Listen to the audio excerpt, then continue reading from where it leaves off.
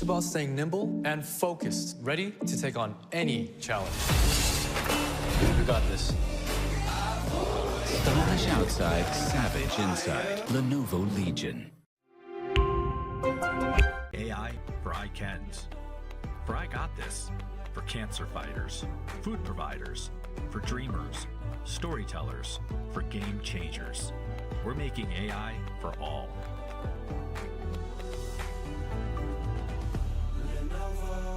Lenovo. We're here now, we were chosen. Watch everything we work for fall in line. We gon' give it our all until the end of time. We ain't going nowhere. We'll be standing right here until the end of time. Till the end of time.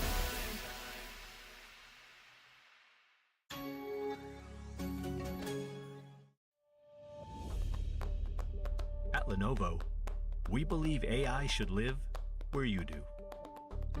On your shop floor, sales floor, front desk, teacher's desk, home office, corner office, oh, and on your commute. Beep, beep. AI should be personalized to you, always responsive and always protected. So we all can be safer, smarter, healthier, happier, more productive, less stressed. AI should be at your fingertips. We build and deploy AI solutions at the edge of the network and on premise, so they're immediate, private, and tailored to your business. And with the widest range of products and partners, we deliver the computing power to take on even the heaviest AI workloads. Because we believe AI should come to you and be built for what you need. Available to everyone, everywhere. We're making AI for firstborns, first loves, for I cans, for I got this, for cancer fighters, food providers, for dreamers, storytellers, for game changers. We're making AI for all.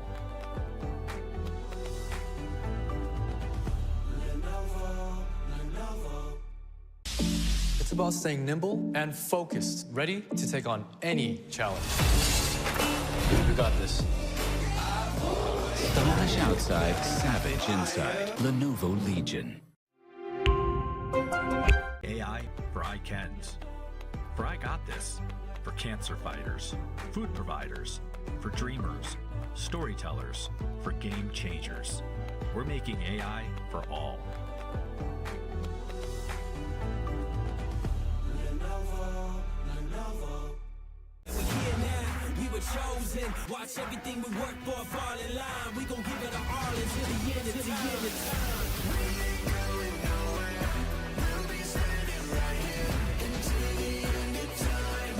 Till the end of time.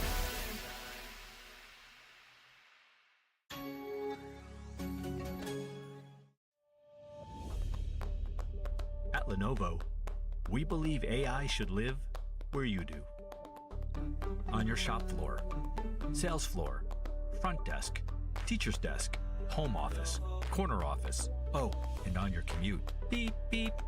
AI should be personalized to you, always responsive and always protected. So we all can be safer, smarter, healthier, happier, more productive, less stressed. AI should be at your fingertips. We build and deploy AI solutions at the edge of the network and on premise, so they're immediate, private, and tailored to your business.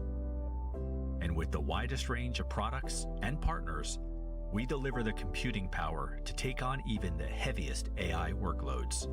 Because we believe AI should come to you and be built for what you need. Available to everyone, everywhere. We're making AI for firstborns, first loves, for I cans, for I got this, for cancer fighters, food providers, for dreamers, storytellers, for game changers. We're making AI for all. Lenovo.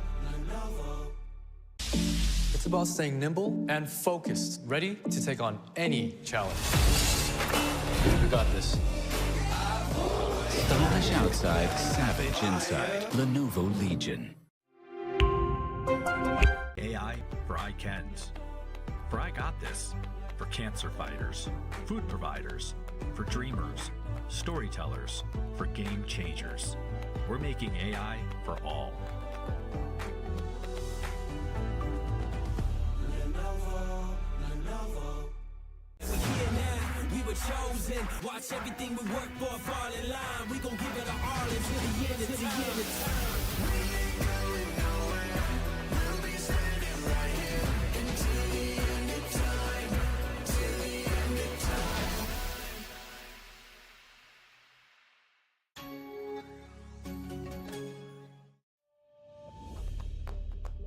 At Lenovo, we believe AI should live where you do.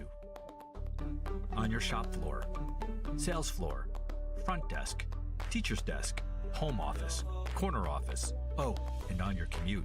Beep, beep. AI should be personalized to you, always responsive and always protected. So we all can be safer, smarter, healthier, happier, more productive, less stressed. AI should be at your fingertips.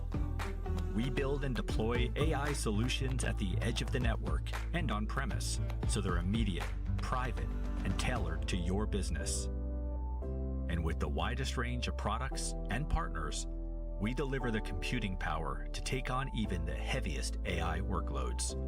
Because we believe AI should come to you and be built for what you need.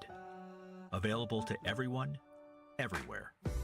We're making AI for firstborns, first loves, for I Cans, for I Got This, for cancer fighters, food providers, for dreamers, storytellers, for game changers. We're making AI for all.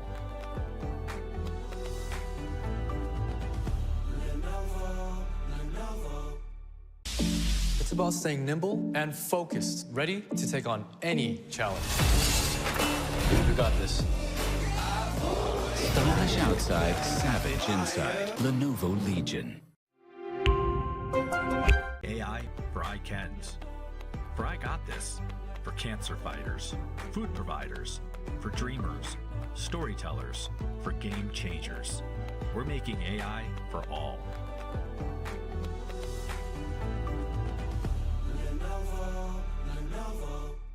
We here now, we were chosen. Watch everything we work for fall in line. We gon' give it our all until the end of time. We ain't going nowhere. We'll be standing right here until the end of time. Till the end of time.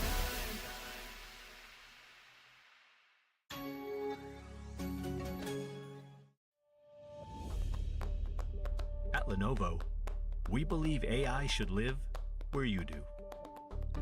On your shop floor, sales floor, front desk, teacher's desk, home office, corner office, oh, and on your commute. Beep, beep. AI should be personalized to you, always responsive and always protected. So we all can be safer, smarter, healthier, happier, more productive, less stressed. AI should be at your fingertips.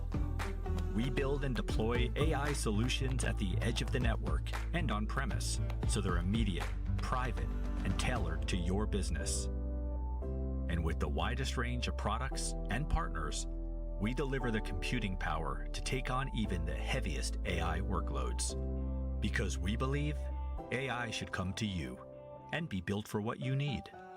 Available to everyone, everywhere.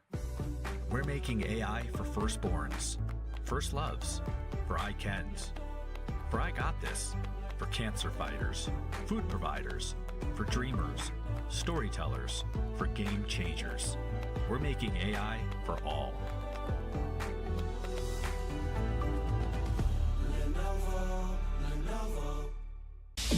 It's about staying nimble and focused, ready to take on any challenge. You got this. Stylish outside, savage inside. Lenovo Legion.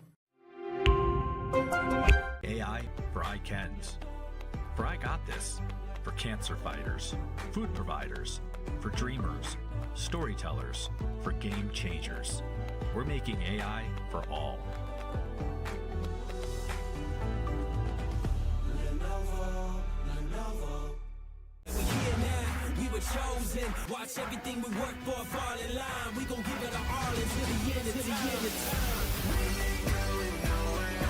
We'll be standing right here until the end of time. Till the end of time.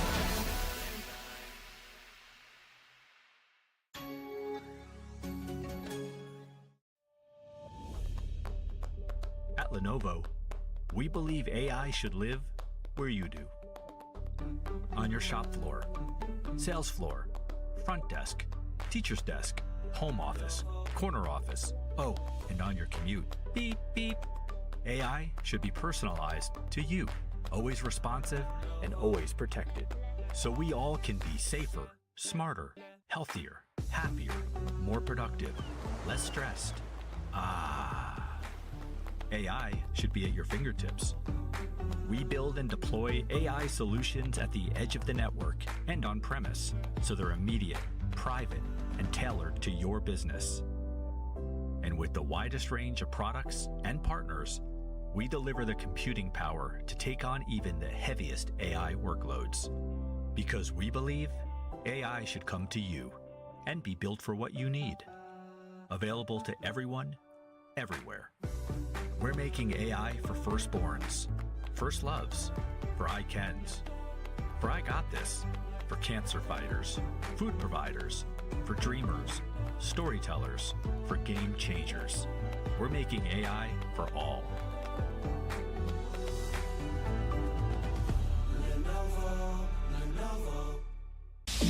It's about staying nimble and focused, ready to take on any challenge.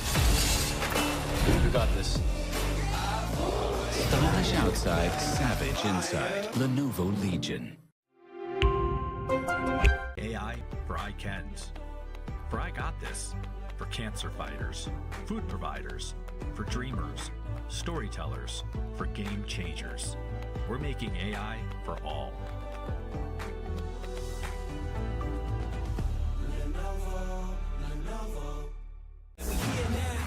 Chosen. Watch everything we work for fall in line. We gon' give it our all until the end of time. We ain't going nowhere. We'll be standing right here until the end of time. Till the end of time.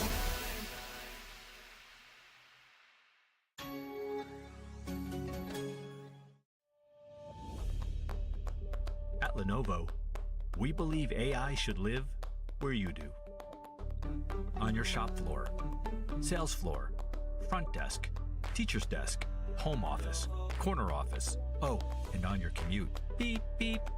AI should be personalized to you, always responsive and always protected. So we all can be safer, smarter, healthier, happier, more productive, less stressed.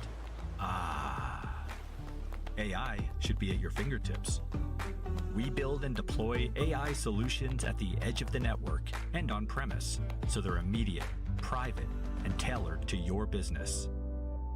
And with the widest range of products and partners, we deliver the computing power to take on even the heaviest AI workloads. Because we believe AI should come to you and be built for what you need. Available to everyone, everywhere. We're making AI for firstborns, first loves, for I cans, for I got this, for cancer fighters, food providers, for dreamers, storytellers, for game changers. We're making AI for all.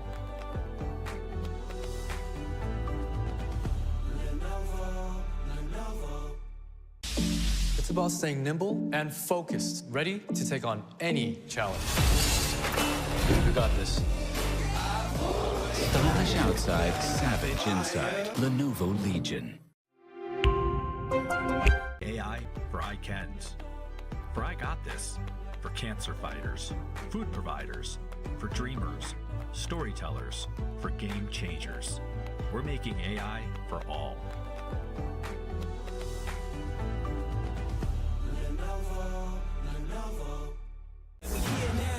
Chosen. Watch everything we work for fall in line. We gon' give it our all until the end of time. We ain't going nowhere. We'll be standing right here until the end of time. Till the end of time.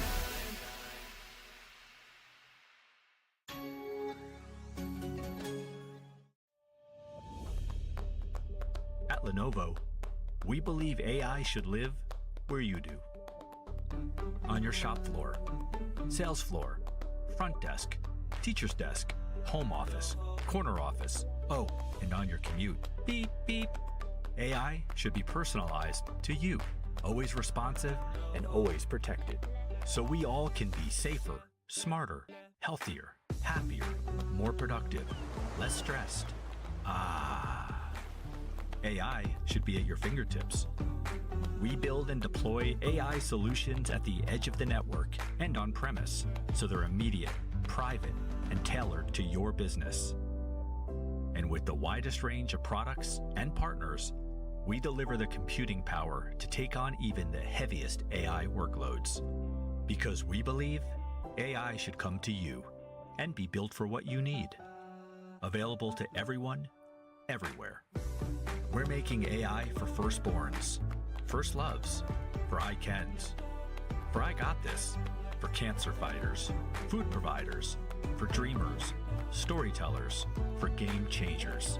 We're making AI for all. Food providers, for dreamers, storytellers, for game changers. We're making AI for all.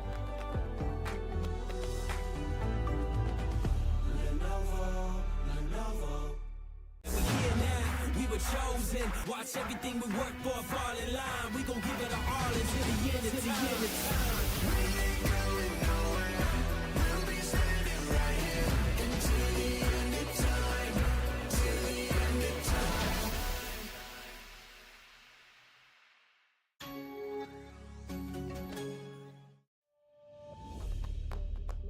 At Lenovo, we believe AI should live where you do.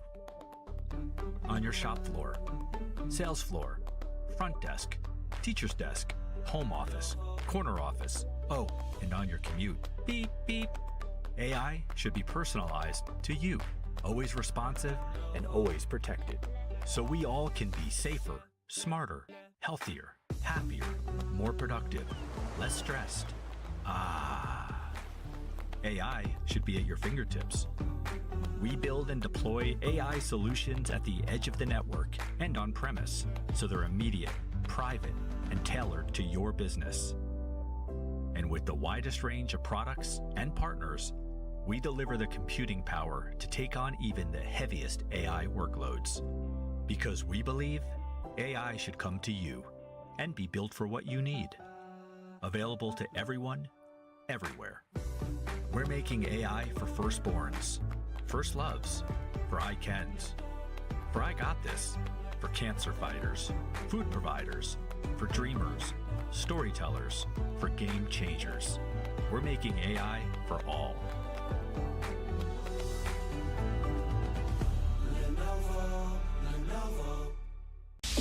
It's about staying nimble and focused, ready to take on any challenge. You got this.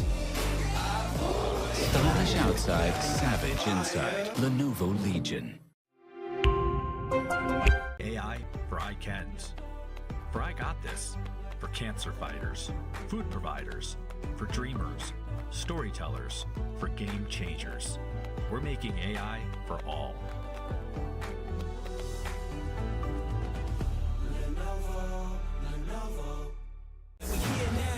Chosen. Watch everything we work for fall in line. We gon' give it our all until the end of time. We ain't going nowhere. We'll be standing right here until the end of time. Till the end of time.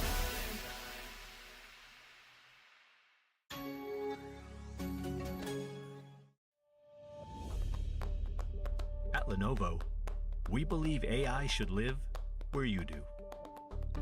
On your shop floor, sales floor, front desk, teacher's desk, home office, corner office, oh, and on your commute. Beep, beep. AI should be personalized to you, always responsive and always protected. So we all can be safer, smarter, healthier, happier, more productive, less stressed. AI should be at your fingertips. We build and deploy AI solutions at the edge of the network and on premise, so they're immediate, private, and tailored to your business. And with the widest range of products and partners, we deliver the computing power to take on even the heaviest AI workloads. Because we believe AI should come to you and be built for what you need. Available to everyone, everywhere. We're making AI for firstborns, first loves, for I cans, for I got this, for cancer fighters, food providers, for dreamers, storytellers, for game changers. We're making AI for all.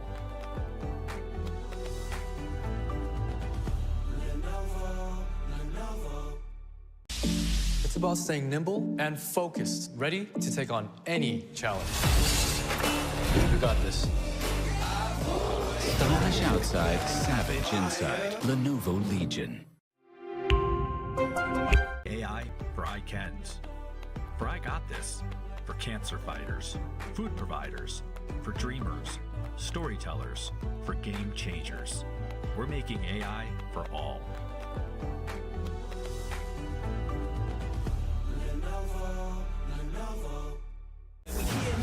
We were chosen. Watch everything we work for fall in line. We gon' give it our all until the end of time. We ain't going nowhere. We'll be standing right here until the end of time. Till the end of time.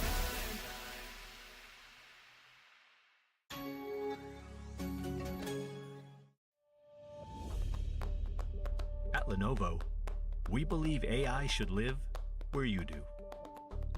On your shop floor, sales floor, front desk, teacher's desk, home office, corner office, oh, and on your commute. Beep, beep. AI should be personalized to you, always responsive and always protected. So we all can be safer, smarter, healthier, happier, more productive, less stressed. AI should be at your fingertips. We build and deploy AI solutions at the edge of the network and on premise, so they're immediate, private, and tailored to your business. And with the widest range of products and partners, we deliver the computing power to take on even the heaviest AI workloads. Because we believe AI should come to you and be built for what you need. Available to everyone, everywhere. We're making AI for firstborns, first loves, for I cans, for I got this, for cancer fighters, food providers, for dreamers, storytellers, for game changers. We're making AI for all.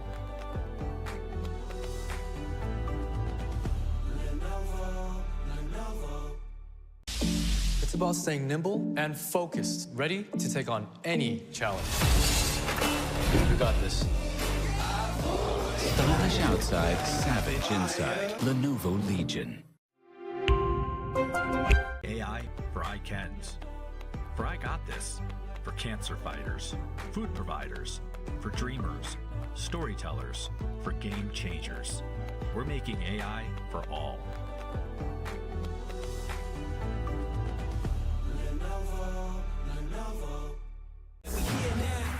Chosen. Watch everything we work for fall in line. We gon' give it our all until the end of time. We ain't going nowhere. We'll be standing right here until the end of time.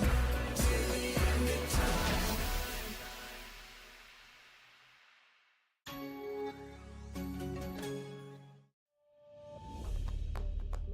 At Lenovo, we believe AI should live where you do.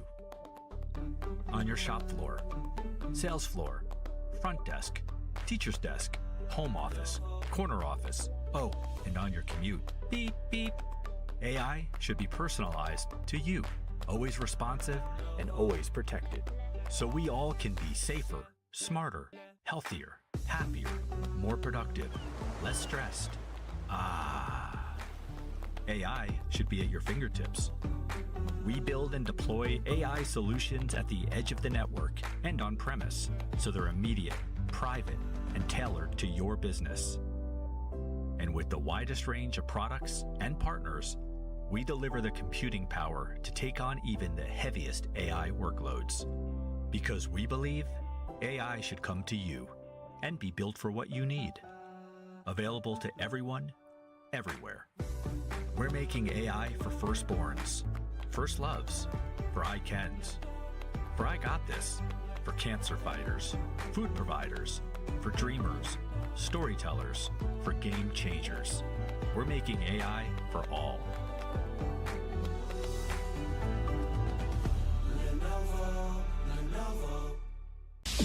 It's about staying nimble and focused, ready to take on any challenge. We got this. Stylish outside, savage inside. Lenovo Legion. AI for I cans, for I got this, for cancer fighters, food providers, for dreamers, storytellers, for game changers. We're making AI for all.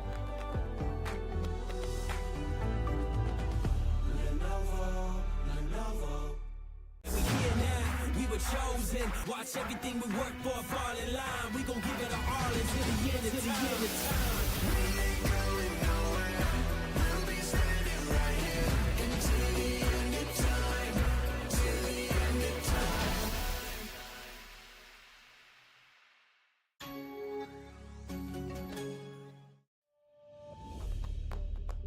At Lenovo, we believe AI should live where you do. On your shop floor, sales floor, front desk, teacher's desk, home office, corner office, oh, and on your commute. Beep, beep. AI should be personalized to you, always responsive and always protected. So we all can be safer, smarter, healthier, happier, more productive, less stressed. AI should be at your fingertips. We build and deploy AI solutions at the edge of the network and on premise, so they're immediate, private, and tailored to your business. And with the widest range of products and partners, we deliver the computing power to take on even the heaviest AI workloads. Because we believe AI should come to you and be built for what you need. Available to everyone, everywhere.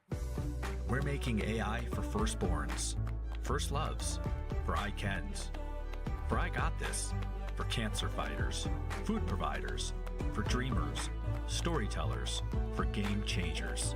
We're making AI for all.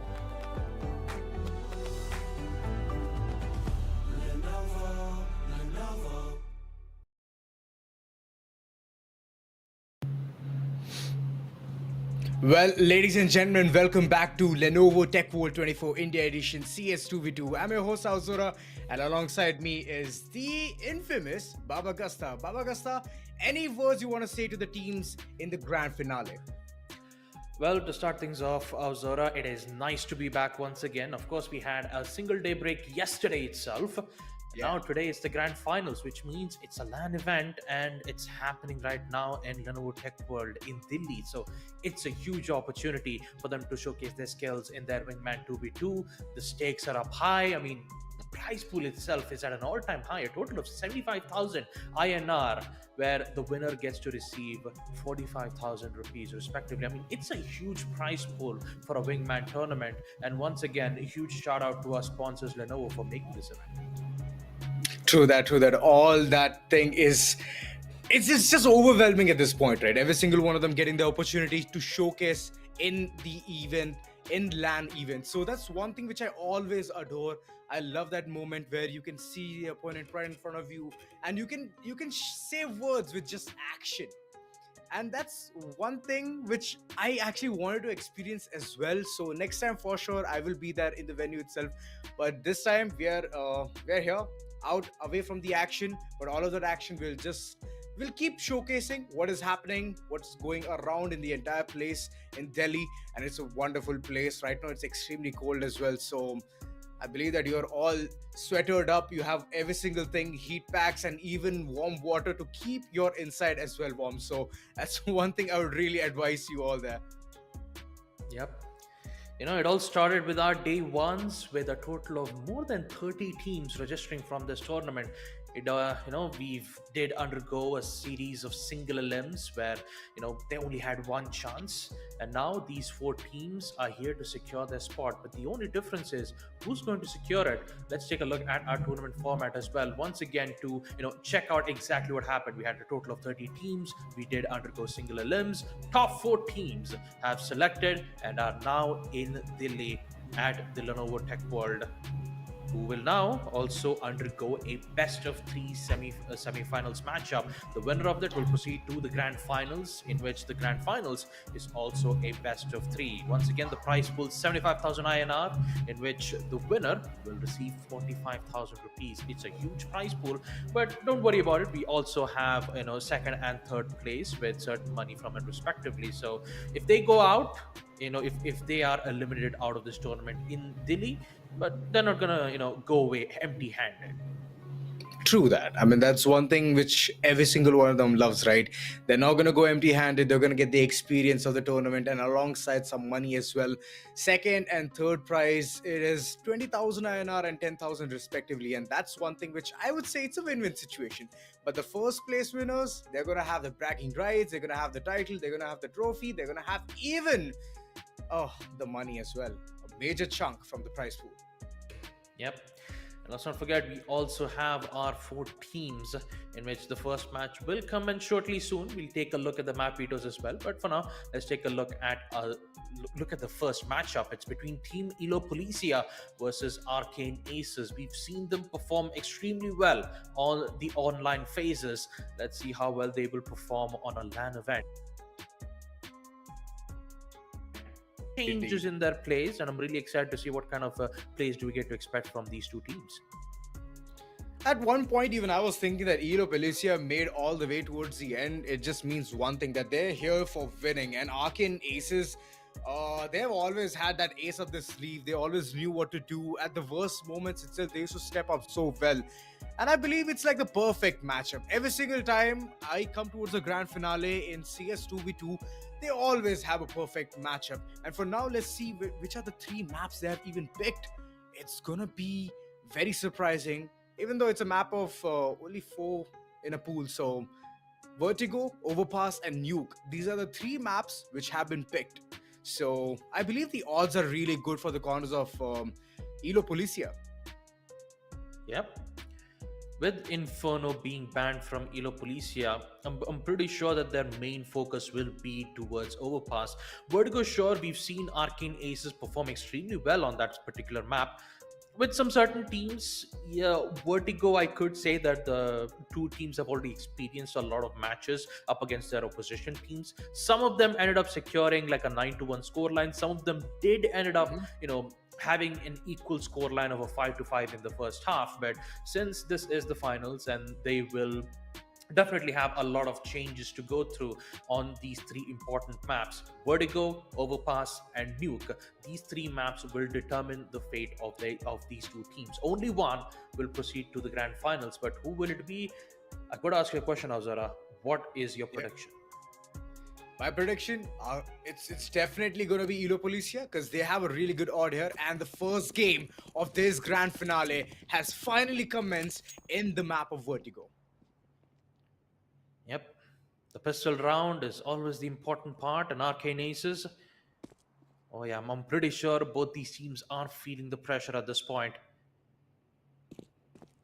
It's going to be a tough one, so securing the first kill will be an even tougher spot. Izzy, being in a very cheeky position, gets away with securing the first frag.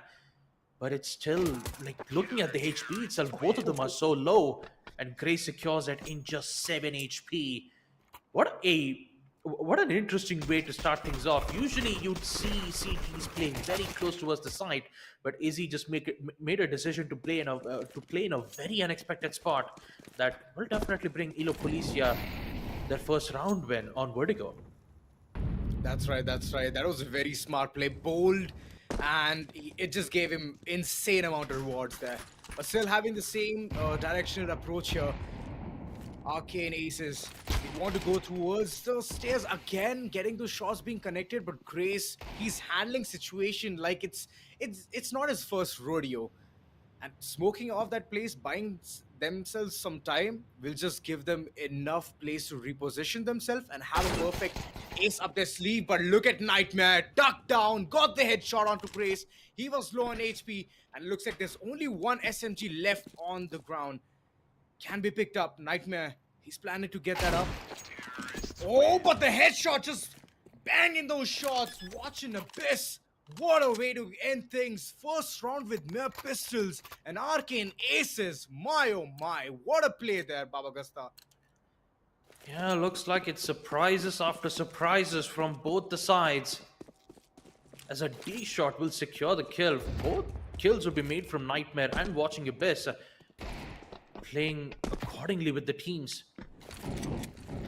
And I'm pretty sure that this semi-finals will be a huge ask, because we'll never know which team will secure it. A lot of utilities will be tossed around. Izzy will be dealing quite a lot of damage. He's all the way up to 10. The aggressiveness from Watching Abyss as he's trying to find one of them. Rips out the deagle as he secures one, and the second will be made from Nightmare nonetheless. A lot of problems will be made from Arcane Aces as we will see them put themselves back up on the lead 2-1. And Elo Policia, they went in for an eco round, but now they have good weaponry and an interesting pick here from Izzy as he decides to bring in the Max 7. Through that shotgun, he's gonna go up close and personal. Wants to just knock off the players back on court, no. but look at the flash which came in. What a nice timing, and that jump didn't have any benefit of the doubt here. Elo Policia just absolutely being demolished. That flash was so on point. Look at them, blind as a bat. Wanted to go for the shotgun kills. Izzy there couldn't do anything. My, oh my. That has got to hurt for their economy, Azora. Not only did he lost his Max 7, he even lost his grenades. And the wall bang from Watching Abyss, what just happened? This is looking tiresome. I would like to change my answer here. I don't want to go for Elo Policia anymore. It's going to be Arcane Aces. I had chosen them since the beginning. Look at the way they're just getting all of those things done right off the bat. Getting the first frag through the wall just shows the amount of experience they have in this game. Yeah, but let's not forget, Azora, this is just the first map. We still have 2 more maps to go. And even though Vertigo does not favor well on most of the team, Overpass will definitely be the deciding factor. Trial by fire from Watching Abyss as he gets caught from the remains. Only 77. Still be alive. He'll be able to hold out some important angles, but the main problem has to be the push. The T side will also reply back with their own specific utilities, and now they're making it for a full-on frontal push. Who's going to win it? It will be Izzy. The patience. They waited for Arcane Aces to make their move, and they ended up securing 2 of those important peaks. And now they'll, and now in the next future rounds, I'm pretty sure they might, increase their pace as Arcane Aces. They slowly start to lose their pace. True that. But they have the money, they have the economy. Watching Abyss has recently donated an AK-47 to his fellow teammate, so there might be some plan in hand. Can favor them a lot, but they're always approaching towards the staircase itself. They don't have any other, thought process. They don't want to go towards mid. They just want to go plain-sided towards the side and bang on, get those headshots and access the side, go for a postman scenario and pressurize Elo Policia. Always has been one of the strategies, and it is working. They're in a lead for 3 points right now, and just one more round away for the first half to just get over with. Yeah, there's been a lot of major changes with the smokes. You get to shoot through it, giving away the information of the CTs, and that's how CS2 has been changed entirely, just from those smokes and grenades. You definitely need to change your strategies too while you're at it. Elo Policia, they've been struggling a lot with this B push. The Molotovs have been placed really well that immediately forced out one of the players out from the CT side. Now you can see a full usage of those utilities being in play. Elo Policia, this is their last round of the first half. They need to secure this round as best as possible, and looks like they will, with a timed, synchronized kill from both the sides, as we end the first half on a 5-3 score line. Oh, this is a good one. This is a good one. Elo Policia just needs the pistol in the upcoming second half of it. And if Elo Policia doesn't win the pistol, it's going to be very tough for them. That's the story which we have always recited, but it's always true. They need to have what is called the rush. If they have the rush towards the side, they can easily get that one. But Arcane Aces, they're already having those footings, one towards the pillar and the other one behind the generator. Things can go bad here. Once Grace's presence is going to be known, it's going to be tough times. But look at Grace just going in, getting the first frag, trying to get that pistol run onto their name. This for the second player, but look at Nightmare. Gets the second frag as well. The USP is hidden. It is buzzing, getting both the headshots right on target. Arcane Aces, second half itself, they have proven, they have already said one thing, that Vertigo map is ours, and we are going to be winning this one. Man, what a play from Nightmare. It's just true aim. Even though Glock is such a perfect gun for run and gun situations, you still gotta be careful on double peaks. And look at the reply from Grace and Izzy. Both of them having the Tech 9s. Really a powerful gun, really a powerful gun when you're pushing, especially on eco rounds. Elo Policia will secure their round as well. 6-4, almost being close. The team needs to win at least 9 rounds in total in order to secure map number 1. So the pressure is high on both the teams, and Elo Policia, they are pushing very aggressive at this point.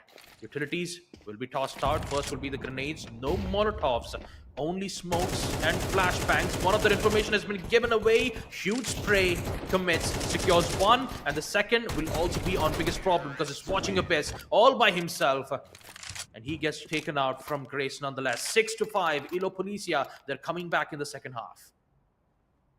Indeed. The comeback is on. Elo Policia, they had a rough start. Second half itself, it was not onto a really good note. But right now, it seems like they're making all the odds favor them. Arcane Aces finally have the money, but now no utilities. They are just running barehanded, trying to get this entire round with the sheer gunpowder, with the sheer aim. It seems like a tough task, as Izzy and Grace, they've already checked all of those corners, nading all preemptive shots, and look at Grace getting the first frag here. It's 1-for-1. Grace being on solo HP. Nightmare, he's gonna get this one. He's gonna win this off for the Arcane Aces. 1 round away from map point for Arcane Aces. They've been struggling a lot in the second half in the CT side, but now they have some money back in their end. Some good utilities will be placed from the side of Arcane Aces. Only 1 Molotov. Pretty sure that's already been used in the early rounds itself. The biggest question has to be the frag grenades and the flashbangs. A good timing of those grenades catching 2 players, forcing them all the way down to 50 HP is really a good way for Arcane Aces to secure most of their gunfights. Indeed. Patience that you also need to be careful about. Nightmare starts to secure his first. There goes Izzy. It's all up to Gray. Performed miracles before. Secure this clutch. 7-6 is exactly what he looks like. This one doesn't get the head right, and it will be none other than Arcane Aces who will secure map point in the first half of Lenovo Tech World. Elo Policia is just playing very textbook at this point. They're not at all exploring the mid. If they do, they can at least make space for some kind of strategies here, but it's just that they're just going very blindsided. Finally, they have woken up, chosen to go from mid. It's just that the side control is going to be so good for the corners of Arcane Aces that they can just molly down every single one of them. Even being blind as a bat, they can win this one because of the HP and the man count advantage. And finally, the first map has come to a stop. It has been won by Arcane Aces. What a lovely start. The confidence already seems like it's overflowing in the corner. But on the other end, Elo Policia, we know that they can bounce back. What do you think about this, Babagasta? I have to agree on that statement, Azora, because second half is exactly where we did get to see them perform really well. Arcane Aces, yes, this was their map pick on map Vertigo, but on map Overpass, that's not it's the map pick is not theirs. It's up to the opposition team, and I'm pretty sure even this 9-5 scoreline that we've seen in the end, it could be a different change of aspect in the second half. So Overpass definitely could be a game changer for Arcane Aces if they end things off on a 2-0, securing the final spot on towards the grand finals. Not only do they secure second place, but also having a chance to be the champions for the Dynamic Duos. Indeed, I mean, Inferno has been one of those maps where it can just go lopsided any moment. You make a mistake, you're gonna be penalized to the core, where you will just reach to a point where, okay, fine, I'm done with this map. So that's one thing which I would really suggest Elo Policia to win, because after that, Nuke being the deciding factor always gives the upper edge for both the end, because it's not that favor towards CT or T. It's all about your strategy. It's long hallways. It's about you bringing those right kind of weapons, whether it be Max 7, whether it be a shotgun, whether it be SMGs. It's all about how you can get all of those tests, overcome that, and win it. So if I am right, if Elo Policia wins Inferno fair and square, gets the scoreline of 1-1, then we are on to an overtime in Nuke, is what I believe. No, we haven't experienced a lot of overtimes lately in our online phases. Sure, we've had a lot of close encounters. We'll take a look at the scoreboard once again. We'll talk about more about it. We've never really had overtimes, Yes, of course, the first half we did get to witness a 5-5 equalizer on some certain matchups, but not really an OT from both the sides. So, like you said, it could be a possibility, especially knowing on how Vertigo went from both the sides of Arcane Aces and Elo Policia. Second half, it was Grace and Izzy who kept pressuring a lot on the T side, securing 8 and 6 kills respectively. But in the end, it was just Arcane Aces who pulled things up, ensure that they would get victory by securing that one important round on the CT side, and make sure that Vertigo map is theirs. 10 and 9 kills to Nightmare and Watching Abyss respectively. But their job's not done yet. They need to ensure that the second map will be theirs as well, because if it's not, and if Elo Policia gets it, then we're going all the way to the deciders, and the decider map Nuke is a really good change of pace, because once the CT gets a hold of their economy and have good weapons, it will be much tougher for the T side to even push in towards the side. So you don't want that to happen on the deciders, right? And it's best for Arcane Aces to end things off on the second map as best as possible. But I'm pretty sure Elo Policia, they're not going to give away the fight that easily. True that. That's what the same thing which I was expecting, that hopefully Elo Policia just wakes up from the slumber. It's just the first map, and right now it's just like those like cold hands. It's getting warmed up. It's getting like all the fuel has been running inside. It's slowly steadily hitting those shots, flicking onto targets, getting those inhuman reactions and all of those things. I'm hoping that Elo Policia reaches to that point as well, and we can go all berserk, we can go all crazy and shoutcast this entire match much more fancier tone and much more serious tone, because at this point it just feels like, okay, one map has already been won by Arcane Aces, fair and square. Vertigo map, 9-5 scoreline. That's a really good score as well. But on the other end, I do want to see Elo Policia as well, because they have traveled since so long, right? From round of 32 to 16, they have qualified and right now reached to the grand finale. They have a story to tell, and so have Arcane Aces. But it's just that we are seeing this team much more on a personal level, closely. So I'm hoping that they can bring on the comeback and take the matters towards a decider in the map of Nuke. Yep. Map number 2, Inferno. I'm pretty sure Inferno will be a very tough map for the T sides. Just like you said, Azora, there's a lot of corridors that the T side needs to be aware of, and especially CTs will play very closely towards the choke point. So either even if you play in split, or if you try to focus in towards securing with trades, it's always up to the teams to determine what kind of push would be an optimal solution for them. But you always got to remember, it's a wingman 2v2, so the CTs always have the advantage. Like, they just have to wait for the T side to make their move, so that the CTs can counter it back with their own reply of utilities or maybe some weapons as you'd expected it to be. So first map, of course, on Vertigo, we did get to see that in the entirety of the match. It was the CT side who had good weapons, they had, good denials, but the one thing that I do have to point out is that Elo Policia, when they were on the CT side, we did get to see one important pistol round that Arcane Aces did secure, and that is the main thing that they need to be worried about. Eco rounds, if you win an eco round with high value out of it, then it could change the entirety of the match, folks. So for map number 2 to open up, folks, we just need to take a short little break. Don't worry, we'll be back as soon as possible. It's about staying nimble and focused, ready to take on any challenge. We got this. Stylish outside, savage inside. Lenovo Legion. AI for ICANNs. For I got this. For cancer fighters, food providers, for dreamers, storytellers, for game changers. We're making AI for all.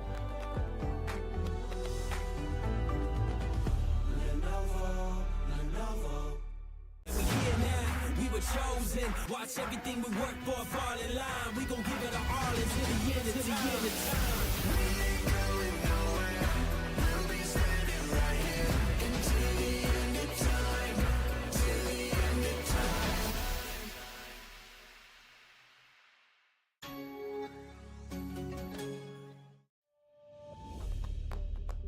At Lenovo, we believe AI should live where you do. On your shop floor, sales floor, front desk, teacher's desk, home office, corner office, oh, and on your commute. Beep, beep. AI should be personalized to you, always responsive and always protected. So we all can be safer, smarter, healthier, happier, more productive, less stressed. AI should be at your fingertips.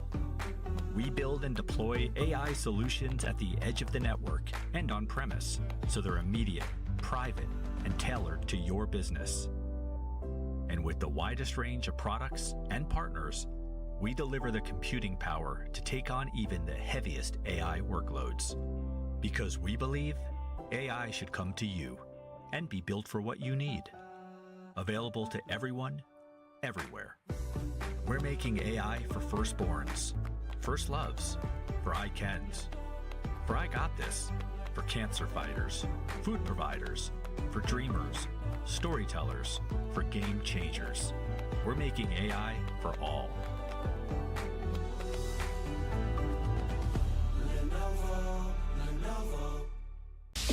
It's about staying nimble and focused, ready to take on any challenge.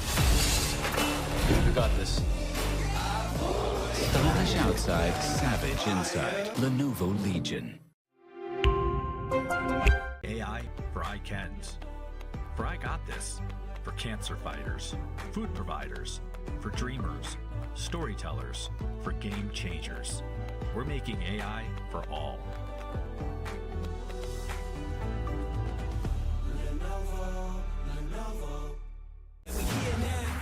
Chosen. Watch everything we work for fall in line. We gon' give it our all until the end of time.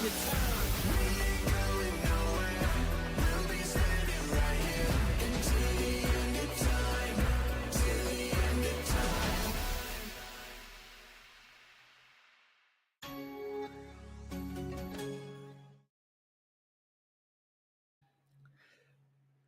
All right, folks, welcome back to Lenovo Tech World 24 India Edition presents Dynamic Duos for CS2, sponsored by Lenovo.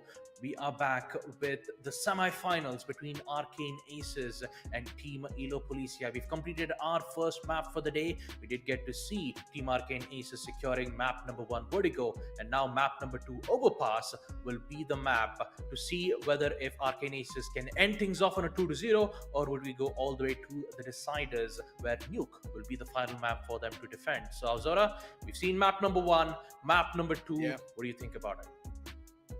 Map number 2 already feels like it's in my nerves, and I just want to directly dive into the game. Let's just see what happens here, because in the map of Overpass, we always see one thing working out. That is the CT side. T doesn't even matter if you don't have good strategies. So all the best for Edo Police here to at least secure 1 or 2 rounds, because Arcane Aces are going to be all over the site. Yep. They're already starting to, push things off, and Nightmare, being in such a good position, won't be able to remove the important opponent, but he gets it right now. The taps are not working out well in the favor for Arcane Aces, so it's all up to watching Abyss to secure it. 7 HP left, and Grace wins it. Very close. Well. Both the players from Elo Policia are gonna say, Your Highness, we have brought in the first pistol round in a corner. It feels like they have the money, but looks like it's the same tactics, which even Arcane Aces are gonna be keeping up their sleeves. One of 5-7 and the other one being the SMG. What is the call here? Can it be a surprise attack coming from Arcane Aces, or will the site be cleaned by Elo Policia here? Oh, feels like there's a stub here.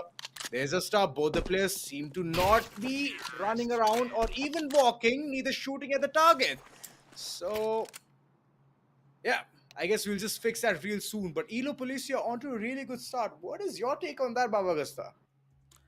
Well, the first take is that Arcane Aces securing their first round is definitely a crucial one, because a Tech 9 in close range is really a deadly weapon, but if you lose that gunfight, it will be even much more tougher, because in the next round, you won't be able to have any money at all to even buy an SMG, so you're forced with the decision to go in with a normal save, and you definitely don't want to be a situation where you've already secured your first map, and on map Overpass you start things off with losing that pistol round. It won't work out well from their end. But in the end, I've got to say, Elo Policia, they still have a chance to fight back. The first round, they had a lot of problems, I gotta admit. The USP not being able to secure that one important headshot. Grace was having a lot of issues from that, but hopefully with the tech issues being caused, you'll have a good amount of reset. You'll be able to refresh your state and ensure that you'll be able to perform well in the next future rounds. But hopefully not making any mistakes like this would be a recommendation from my end, because if it does, then you know what the end result would be. Like 2-0, not a good way to end things off, but at least on the bright side, you will secure third place. But do you really want to secure third place when you can just go more above and beyond? Getting a spot on the grand finals is a much more better chance, and you could see that both the sides are giving good performance from both of them. Indeed. That's the one thing which we are expecting, because it's a grand finale, and they don't want to put up a face. They want to give all that is there inside them, all that fuel burning for getting the perfect frags in CS2v2. Being in a Wingman series, it always pressurizes you a lot, because there's only one thing. Either your teammate is dead, then you have to be the sole man carrying, or it's gonna be both of you guys just playing back to back, facing all the kind of shenanigans there of your opponents and winning those rounds. So, I mean, what is it? If you have the man count, you're definitely gonna be thriving, sailing all across. Yep, teamwork makes the dream work. That's exactly the kind of line that I like to talk about, because teamwork, no matter how solo plays that you'd make, no matter how great flashy plays that you perform, it's always the support of your team that helps you alongside with it. Like every time you get a kill, you get helped out with a flashbang that blinds out the players, or a Molotov that would flush out the player who is hiding in very important corners that definitely wouldn't get caught on. So teamwork is really important, and especially on a certain map and a certain game mode like Wingman, you get to see it clearly on how well that they would carry on with their teamwork. Some they would do it in the form of trades, some they would do it in the form of utilities like the double grenades that we did get to see on Vertigo, 2 grenades that eventually reduce the health of one of the players to all the way up to 7 HP. Sure, they didn't secure the kill, but they damaged long enough that a single leg shot would be able to secure the kill. So it's much more important to change the conversion rate from a 50-50 to an 80-20%. So having an 80% success rate is a really good way to win most of the matches, and that's exactly why utility plays an important part in a game of Counter-Strike. Indeed, indeed. Because in Counter Strike, there's no as per role for any of these things. There's no assigned role for a person. It's all about how you can get that game done, how you can come in as a perfect piece in the jigsaw puzzle, and be that kind of a person who can help the team out. So, all of this keeping aside, let's just take a small little break and be right back. It's about staying nimble and focused, ready to take on any challenge. We got this. Stylish outside, savage inside. Lenovo Legion. AI for I cans. For I got this. For cancer fighters, food providers, for dreamers, storytellers, for game changers. We're making AI for all.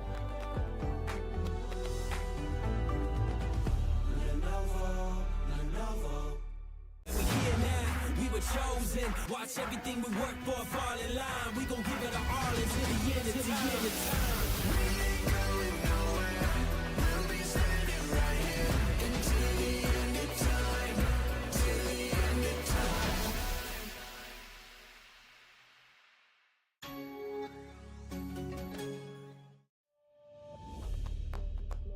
At Lenovo, we believe AI should live where you do. On your shop floor, sales floor, front desk, teacher's desk, home office, corner office, oh, and on your commute. Beep, beep. AI should be personalized to you, always responsive and always protected. So we all can be safer, smarter, healthier, happier, more productive, less stressed. AI should be at your fingertips. We build and deploy AI solutions at the edge of the network and on premise, so they're immediate, private, and tailored to your business. And with the widest range of products and partners, we deliver the computing power to take on even the heaviest AI workloads. Because we believe AI should come to you and be built for what you need. Available to everyone, everywhere. We're making AI for firstborns, first loves, for I cans, for I got this, for cancer fighters, food providers, for dreamers, storytellers, for game changers. We're making AI for all.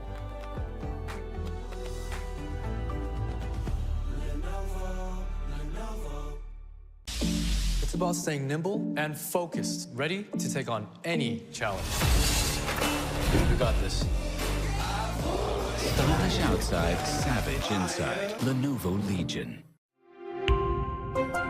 AI for I cans, for I got this, for cancer fighters, food providers, for dreamers, storytellers, for game changers. We're making AI for all.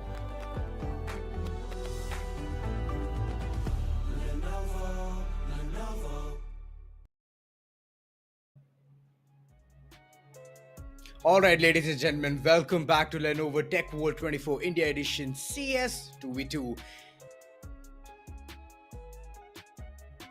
And finally, it has been sorted out, and all we are here to witness is the action. So, shall we resume, Babagasta, or? Yeah, absolutely. I'm definitely waiting. I'm just itching to see exactly what's going to happen on map number 2 overpass. First round itself, we did get to see the end result of it. So the second round, I'm pretty sure the second round won't be in count. So we're just going to reset it back, and we will resume round number 2 with the same utilities. Hopefully, yep, we are going to resume round number 2. And I believe Elo Policia on the side of the attack will be even much more tough for them to deal with. 1v1, very low on HP, both of them. And with the help of the Glock, he will secure it. Two important round wins for Elo Policia. Wow, Elo Policia has definitely stepped up their game. They're just walking right inside the site, taking down any kind of competition which is right in front of them.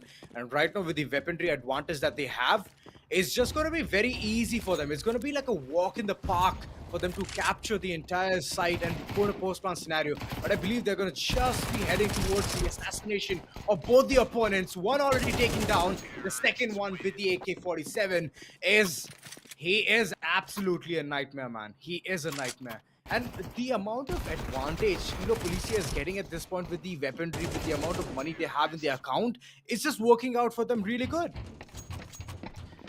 Yeah, and because of that, Arcanesis will be forced on eco rounds where most of the higher chances for Elo Policia to win these rounds will be much more higher. Through the Molotov, two players decide to push in and end with Nightmare securing two of those important kills, giving back Arcane Aces the round win that they require. They have their good amount of monies rolling around. Molotovs and smokes will be in their end. And for Elo Policia, Tech 9 from Grace. So you're going to expect a lot of aggressive plays that's going to happen in towards Monster, but I think they're going to play it safe this time, Auzora. Well. It is safe to assume that there's this one situation through the monsters which is going to be taken away. It's been delayed. They're stalling. Elo Police are trying to get the information. One having a Tech 9 and the other AK-47. Trying to get the benefit of the situation, because in the opponent side, Arcane Aces, both of them have like very well versed weapons being upgraded as well. To the monster, there is a player barging in. He's gonna be sadly falling. Another prey there. Nightmare did manage to get no result there, but Grace, what can he do? Nothing. As watching Abyss, he's going to be getting the benefit of the entire situation, standing right behind the pillar and getting that round for Arcane Aces. Yep. Arcane Aces are slowly trying to come back. So let's secure yet another round in Overpass. It's going to be tough though for Elo Policia, knowing that the monster is very tough part. So they keep pressuring it, but the amount of smokes that's present towards the side, it's very difficult to pinpoint the exact location on these teams. Knowing that they have only Mac 10s and P250, it's definitely not going to work out playing in towards split. So they need to remove at least one of the players. He's making a decision to go all the way towards the backside. Flashes will force players to fall back, but he still gets the end. 1v1 it is. Mac 10. His grace has been answered. 4-2 as Elo Policia gains the lead. Elo Policia, they're doing everything right at this point. They're doing everything right in Overpass. It's like suddenly they have found their footing, they've found their favorite map, and they're playing their hearts out there. Is and Grace, the combination is absolutely dynamic. Getting those flashes on point, getting all of those plays in hand is working for them. But this time it is going to be Iz replying back to the assassination of his fellow teammate.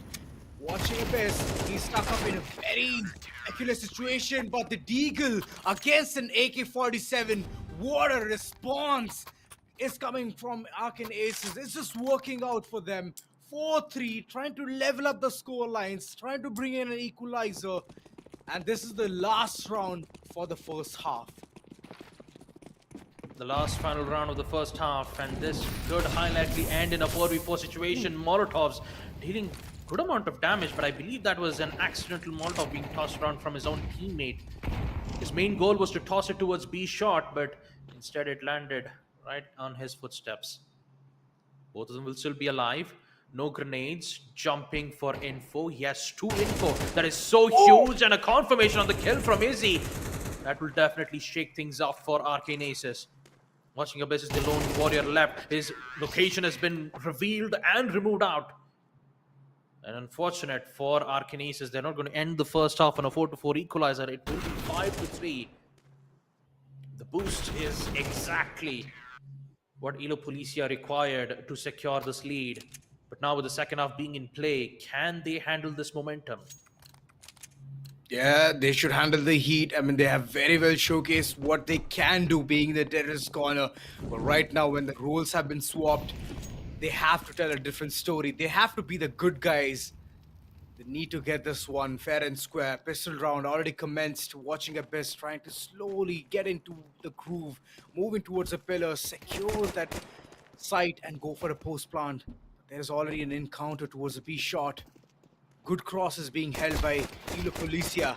And I believe those shots which have been missed right now from the corners of Nightmare, it actually is going to result into a very bad strat there. Yeah, very bad stuff. And Arkanesis, they already secured the site. No The position. denial will be present, and Izzy is just doing a wonderful job using the C4 Clan as a bait. They secure one kill. It's all up to Nightmare. He doesn't have the location on the second player's whereabouts, and this could cause a lot of problems for him. Izzy's thinking of going to go in for a long range denial, but the Grace, he's just patiently waiting. He finds the information and he gets it. 6-3. Zelo Policia, they fling back on map overpass. Oh, definitely. We are seeing Nuke. We are 100% for sure seeing Nuke at this point. Elo Policia just playing so well, understanding what the opponents are capable of doing, and they're just getting it all on point. The last moment switcheroo, which came in from the waters towards the sandbag area, that was not at all anticipated, and that's what gave Elo Policia the edge, and Grace is holding the perfect angle, one peak, and there's gonna be a demise of Arcane Aces player. So what is it gonna be? Right now it's all a standstill, and is trying to retrieve that information, knives out, just running around trying to get that one, but I believe there has been some kind of a hiccup here. Nightmare has been ignored completely, and it's gonna be a round reset. Yeah, very unfortunate. Apparently, once again, we're just currently facing a bit of a technical issue, but not to worry about, folks. We will be back as soon as possible. We're not going to go on break just yet. We're just back on the caster's cam. We're just going to make sure that the scores are properly set, the scores are tallied right, and I believe one of the players on the side of Arcane Aces is facing some minor issues. So once that issue has been dealt with, we'll be able to proceed. We'll be able to resume the match without any problems at all. Once again, these two teams are definitely having a lot of great performances. Let's not forget we have 2 matches for our semi-finals matchup, and talk about the 4 teams that are qualified for the finals: Arcane Aces, Noobs, Tatakai, and Elo Policia. These 4 teams are currently in the stage right now. The second team, I'm pretty sure that they're waiting for their match as of now. Once the first match comes to an end, we'll be able to know the winner for the first grand finalist, and then we'll get to know who would be the winner for the second match finalist as well. So all of the matches are best of 3. It's in Lenovo Tech World's, Tech World's venue in Delhi. So it's going to be really exciting. Not only do we get to talk more about gaming, but we'll get to talk more about the products of everything present in the tech world itself. It's really amazing. If only I had a chance to visit Delhi, I would definitely love to visit. But yeah, once again, we just have to wait for a certain amount of time, folks, and once it's back, we'll be able to resume back. So we do have to apologize for the time. Yeah, it happens. All of these technical issues, they're a part of this entire game. But yeah, talking about the way Policia has already aggressed forward in the map of Overpass, they have just showcased absolute crazy plays there. 1v1s being right, 1v2s being right, everything is done absolutely perfect. The last moment switches from one corner to the other, not making the enemies even known about their position, about their whereabouts. That's the reason we could see that post-pass scenario being established from the corners of Arcane Aces, right? And he just got caught off guard the moment a person swung from the corners of Sandbag, and the entire thing just went down to drain, because the entire opportunity, the entire hope of them to survive in that round was a post-plant scenario, because that's when the CTs have to come forth, reveal their location, reveal their positions, and then go in for a fight as well. So that was one thing which I was hoping that Arcane Aces could achieve. But yes, Elo Policia, the way they're playing it, so calm, so cool as a cucumber. They're just waiting at the perfect places, one towards the heaven, and just allowing the opponents to come inside, roam around, know how the entire site looks like, and then be penalized as well. So that's one of the wonderful things which is coming from Elo Policia. Good amount of strategies, good amount of awareness, and yes, it's working out for them. But on the other hand, Arcane Aces, they're pretty much stuck with the fact that it's Overpass, and they're just not able to understand how to conquer the situation here. They're not getting the right location. They're not able to hit those headshots right. It is just 1 or 2 shots here and there where they could get it all on point. But yeah, overall, they're also doing a job very well done. Already Vertigo was their first map which they won it. fair and square. But yes, this is just leading for Elo Policia to win the second map, is what I'm saying. Yeah, Elo Policia, I mean, just by looking at their hold on CT side, Arcane Aces are definitely feeling the pressure, especially on a map like Overpass. Monster push is usually the common thing that you'd see in an execute. B shot will be a bit tough. If it was a 5v5, you'd definitely see that you'd have two players pushing towards monsters and three pushing towards B shot. In this way, it could be easier to smoke, flash, and get the entire control on the side as quickly as possible. It's not that much big of a problem, but it's a little bit of a problem on 2v2. So it really relies on who gets the first pick, and you can see how Elo Policia, they are taking good amount of advantage just by being in B shot. Indeed, they're getting the benefit of the entire doubt there. Good places, good holes coming in from Elo Policia. And Arcane Aces, this time around, they're confused. They're just waiting. They're giving the time for Elo Policia to think that they're not here towards Monster. But I believe Grace is already holding it so well towards Waters. Did spot one player, got the kill, got the confirmation for the second one as well. He's being an absolute abyss here. Getting those frags, getting the point for the team, and 7-3 being the scoreline, having a good amount of lead here. It's just surmounting at one point, but look at this. The perfect execution, knew how to play the entire situation, and Grace is just playing things on point. Yeah, once again, the pre-shot attempt is definitely not working out. I mean, not on the bright side, they still get a trade from Nightmare's AK. But this 1v1, Nightmare has to secure it if he wants to keep this match back on track. Doesn't have any information on Izzy's whereabouts, so it will be tough to know exactly where it is. Izzy, just patiently wait. He can just wait. He gets it. Nightmare, having no information on the player's exact location, will definitely give Elo Policia the match point they require. 8-3, as we might see map number 3 decider Nuke be in play. Indeed. Like I mentioned, Babagasa, it's just the weight game which Elo Policia is perfecting at this point, and it's helping them because it creates a lot of chaos in the opponent's end. They just keep thinking, okay, is he here? Is he there? Or not? But right now it feels like Nightmare is going to be bringing in the round. There was a good confusion out there towards the monster itself. Good flashes, good smokes coming in, but the play of Arcane Aces was equally ferocious. Yeah, it really was. The P shot, the monster push is a bit difficult, but usually CTs tend to throw Molotovs at the early amount of rounds to deny rushes. But now, since they have control of that spot, Elo Policia needs to figure out a way to play in a different situation. Both of them are playing in towards, very deep outside B shot, which means that they will play accordingly with the defuse denial. Lots of damage being taken from both Izzy and Grace. They're still alive, thanks to the smoke extinguishing the flames of the Molotov. Flashes will be made. The information should be given too from the sounds of the Molotov, but they still have no idea. Still waiting for the plant. Info's been given from the peak, and Grace finds one.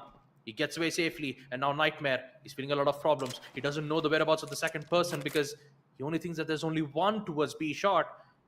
And Nightmare, he either needs to go for plant or secure these peaks. Sounds will be made. Monster, 1 second, almost gets it, but it will be easy to deny it. Quick trades, quick denial, and with it, folks, Elo Policia securing 9-4 on a map like Overpass. Map number 3 decider has been opened up, and Nuke will be the final map for these two teams. Well, Elo Policia, they just were at the corners. Good amount of decision making as well, throwing in the silenced M4 in the corner, just giving to one of his teammates, trying to inform that, you know what, I'm low on HP. If I go in for the fight, it's not going to be beneficial for us. Yeah, those kind of decision making was one of the reasons why Elo Policia has been one of my favorites, and they have showcased it so well in this map. Yep. Like I said, teamwork makes the dream work. if you coordinate with the team well, if you look at your HP being low, it's best to give it to it's best to give it to your team who has the highest health. So really, like, great decisions being made from Team Elo Policia. Because of that, map number 3 Nuke will be even much more tougher for Arcane Aces. Even though Vertigo was a really great map for them to handle with, Nuke will be a little bit tougher, because when you talk about lines of sights on Nuke, sure, you have, for the T sides, you only have 3 types of entries, 2 being the yellow doors. Yellow doors is the single and the double doors. And then you have all the way towards windows that you could gain high ground potential from that exact spot. Let's take a look at the scoreboard for the side of Team Arcane Aces as well as Team Elo Policia.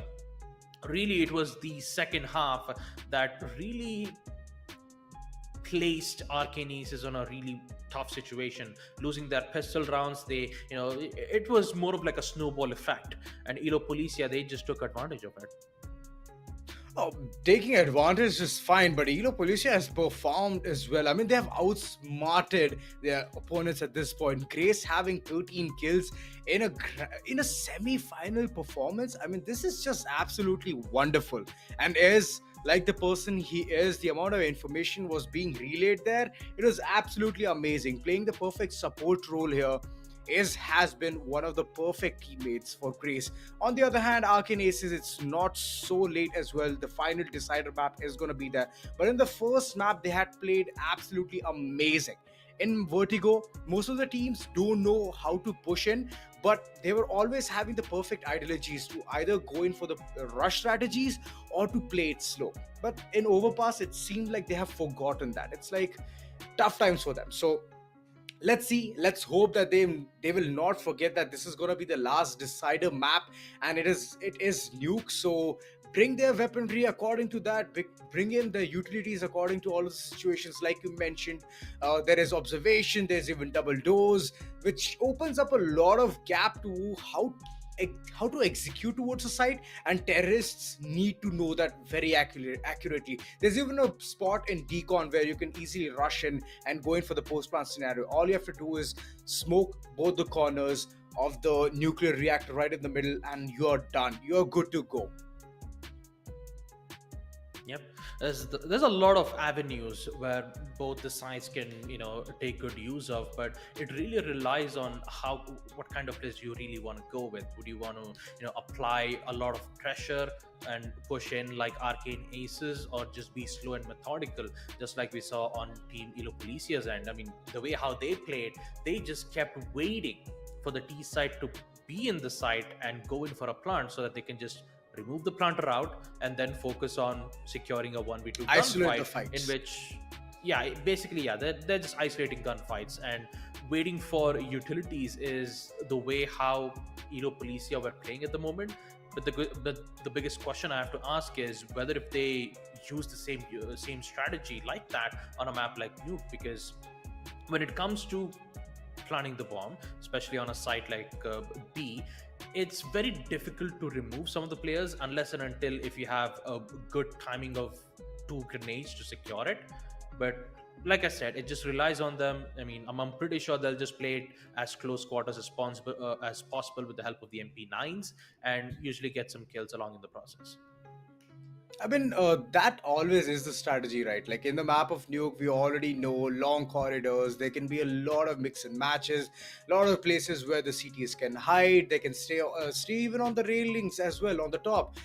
Literally have an oversight towards the entire place and capture the entire moment of the terrorists onto what shenanigans they can come out on. So all of these things keeping aside, there is like 2 particular corners as well where the CTs can easily look from one corner to the other.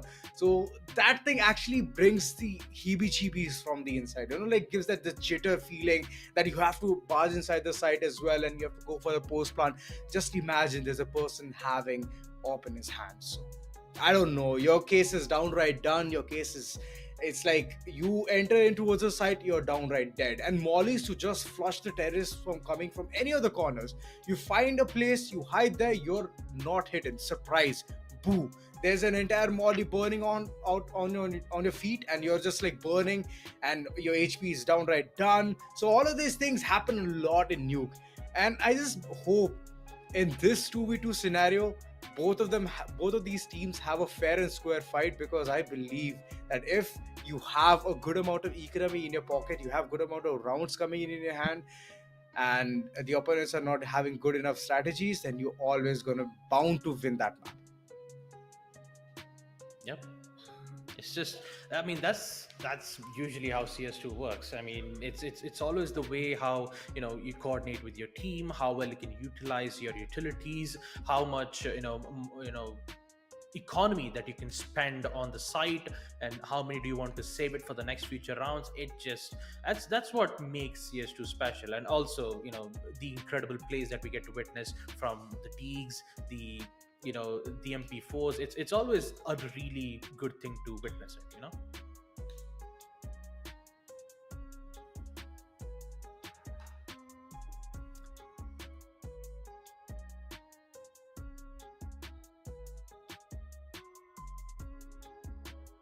Yeah, so like I was saying, when it comes to the map of Nuke, it's always such shenanigans which terrorists keep pulling out, and it's the CT side which need to tackle such kind of things. And it's just that every single time I see this observation, or I see such teams come forth, they always have some kind of a strategy there. And it's not that it's like, okay, it might be a rush tactic, or it might be those peaks coming from decon. It's just those sheer movements which comes right off the bat. And there's another situation as well where you could see that there's a vent as well in the map, right? Once you are inside that, and there's a person right behind in the rafter, and he's just holding a tight spot where he's looking down upon the decon door, you can easily spray through the wall. So that's how the entire dynamics is there in CS. And it's all about how you can take the situation, how you can tackle it.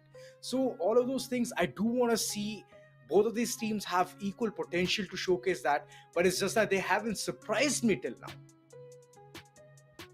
Yep.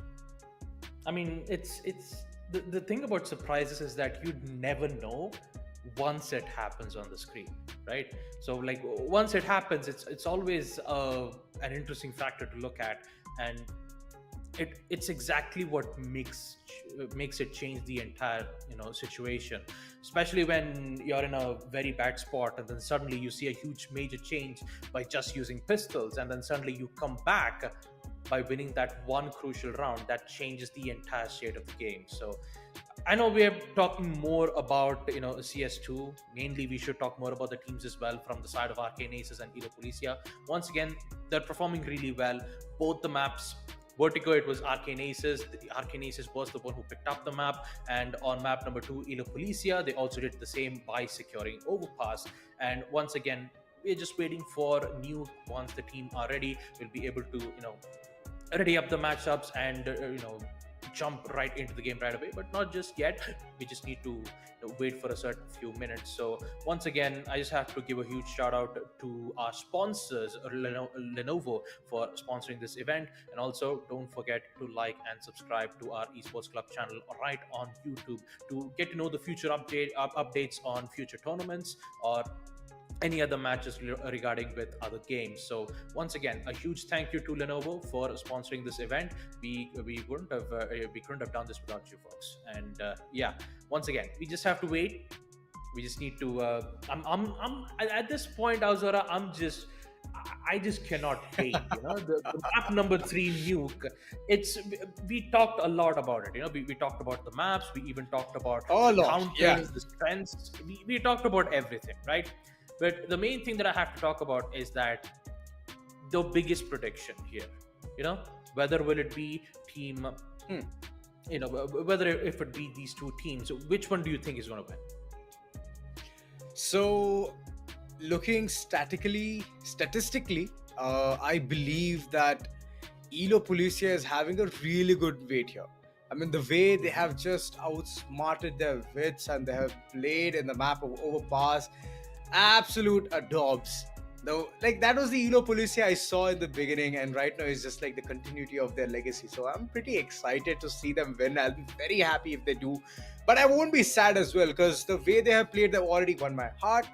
But it's just that I want something very surprising. Like I mentioned earlier on, I want something more brutal, something like a 9-0 in semi-finals, entering in the grand finale in a grand manner. I know it's a lot to ask, but it's just that I want to see that because it just makes me feel sane. Because all of this time I'm seeing the scoreline of 9-5, 9-5, 9-5. It's just making me crazy at this point. Not seeing any overtime, not seeing any landslide victories like we saw in day one. It just means one thing: the competition has leveled up, man. I just want that feeling, that that nostalgic feeling of day one. The nostalgic feeling of day one of an all-time 9-1. Okay, that's quite interesting. 9-0, Baba we're Gasta, talking not about even 9-1. Nines. Oh, sorry. I'm sorry. Not 9-1. 9-1 is it's maximum 8-1. But yeah, what I was trying to say was, day one we had more than 30 teams, right? You still got to appreciate that all these 4 teams had to fight up more than 30 teams in the online qualifiers and get all the way to top 4. And these top 4s are fighting for the spot of the grand finals. And just by starting on map Nuke, you get to see how vicious this pistol round will be. At the hands of Elo Policia, once again, their morale boost continues in the second map of Overpass, and looks like it's been carried on map number 3 Nuke as well. This was what I was afraid about. Elo Policia has just made things so worse for the cons of Arcane Aces that it just looks like they are in shambles. Economy, not in the pocket. They had to force the second round. And that was the biggest mistake which they made. I mean, why would you force when you can go in, get those perfect weaponry in the third round? Just play it slow. And right now, it looks like they are still not slowing things down. They've brought in the Deagle, they've brought in the SMG. But look at the doors open. Easy, just opening hits and Grace just tagging along. It just makes an absolute nuisance of this entire situation. Elo Policia, my oh my, these people are the beasts here. You know, at this point, you just jinxed it, Azura. You said you wanted to see a 9-0 in the semi-finals. Looks like it's happening right about now. 3-0. Elo Policia, their aggressive pressure towards map Nuke is absolutely insane. But looks like Arcane Aces have dialed it down a bit. You have double jinxed it, Baba. I wouldn't say double jinxed it. I mean, come on. I don't know about double jinxing, man. Come on. But still, I could say Izzy still has a chance to clutch this 1v2, but he still has the flashes, so a perfect time on the flash should be more than enough to get one of them, but a trade will be imminent as soon as that happens. So he needs to isolate the fights, and looks like he did. It looks like he does that.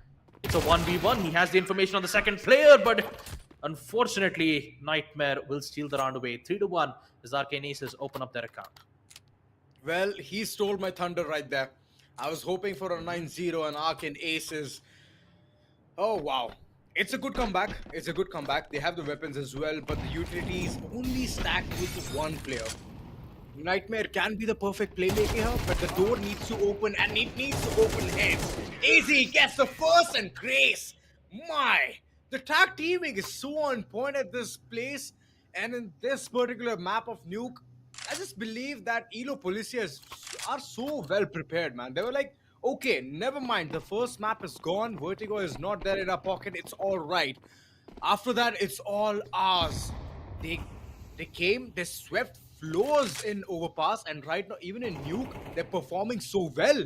Is he again headshot watching Abyss? What is he watching?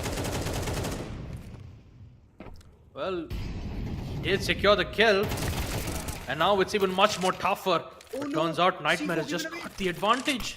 C4's been dropped out. Pop Flash finds the info, but now he's stuck in a very bad spot. Grace has only 2 flashes and smoke. He still needs to secure the kill, and it will be Nightmare who secures it. Oh boy. Let's just hope that Elo Policia won't be having nightmares in the next round, because that has definitely got to hurt for them. Yeah, it is. I mean, that was a very, very wrong move. Taking the C4, jumping in front of the opponent, doing all of those shenanigans definitely never works out. And if you make a mistake, you're gonna be penalized heavily. But look at them. The damage control is equally good.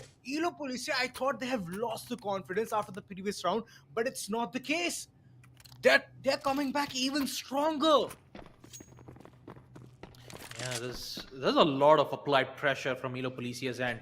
They just keep pressuring them more and more, and it's always a 1v2 gunfight. They always push as a team. So if one person goes out, the other person will come in, trades it out for a 1v1. So I'm pretty sure Arcanesis should be doing the same, and you can see how close they are playing right now. Only an MP9 in hand.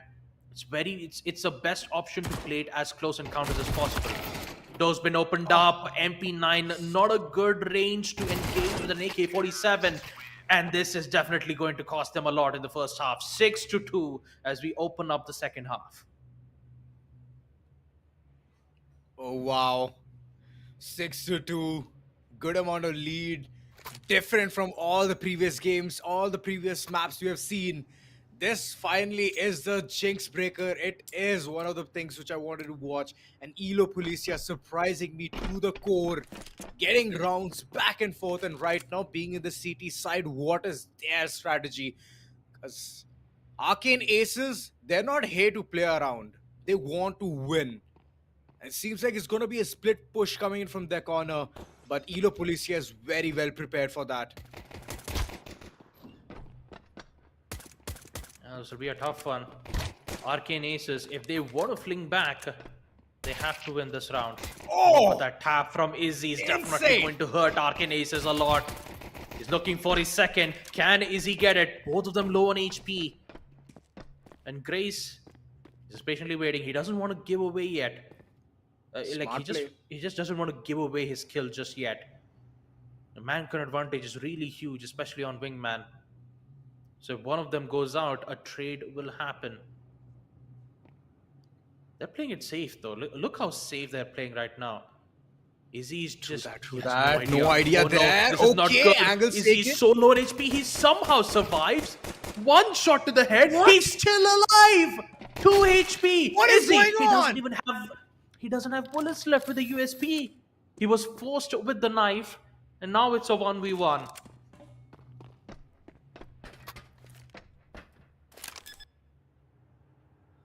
Oh, plant down coming in. Nice, very well strategized, very well was. But look at Nightmare. He thought the opponent was right behind him. But no, that was not the case. Grace.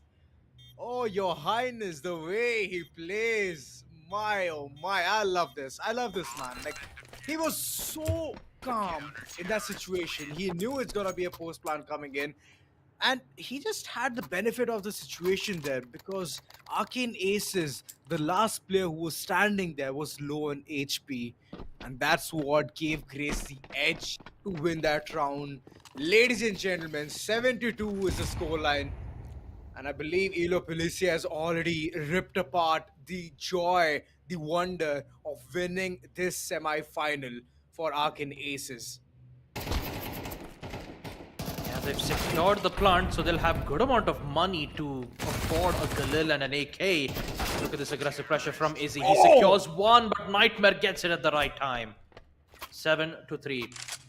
Just by planting the bomb, you need to know that it gives you $300 per person once you plant it.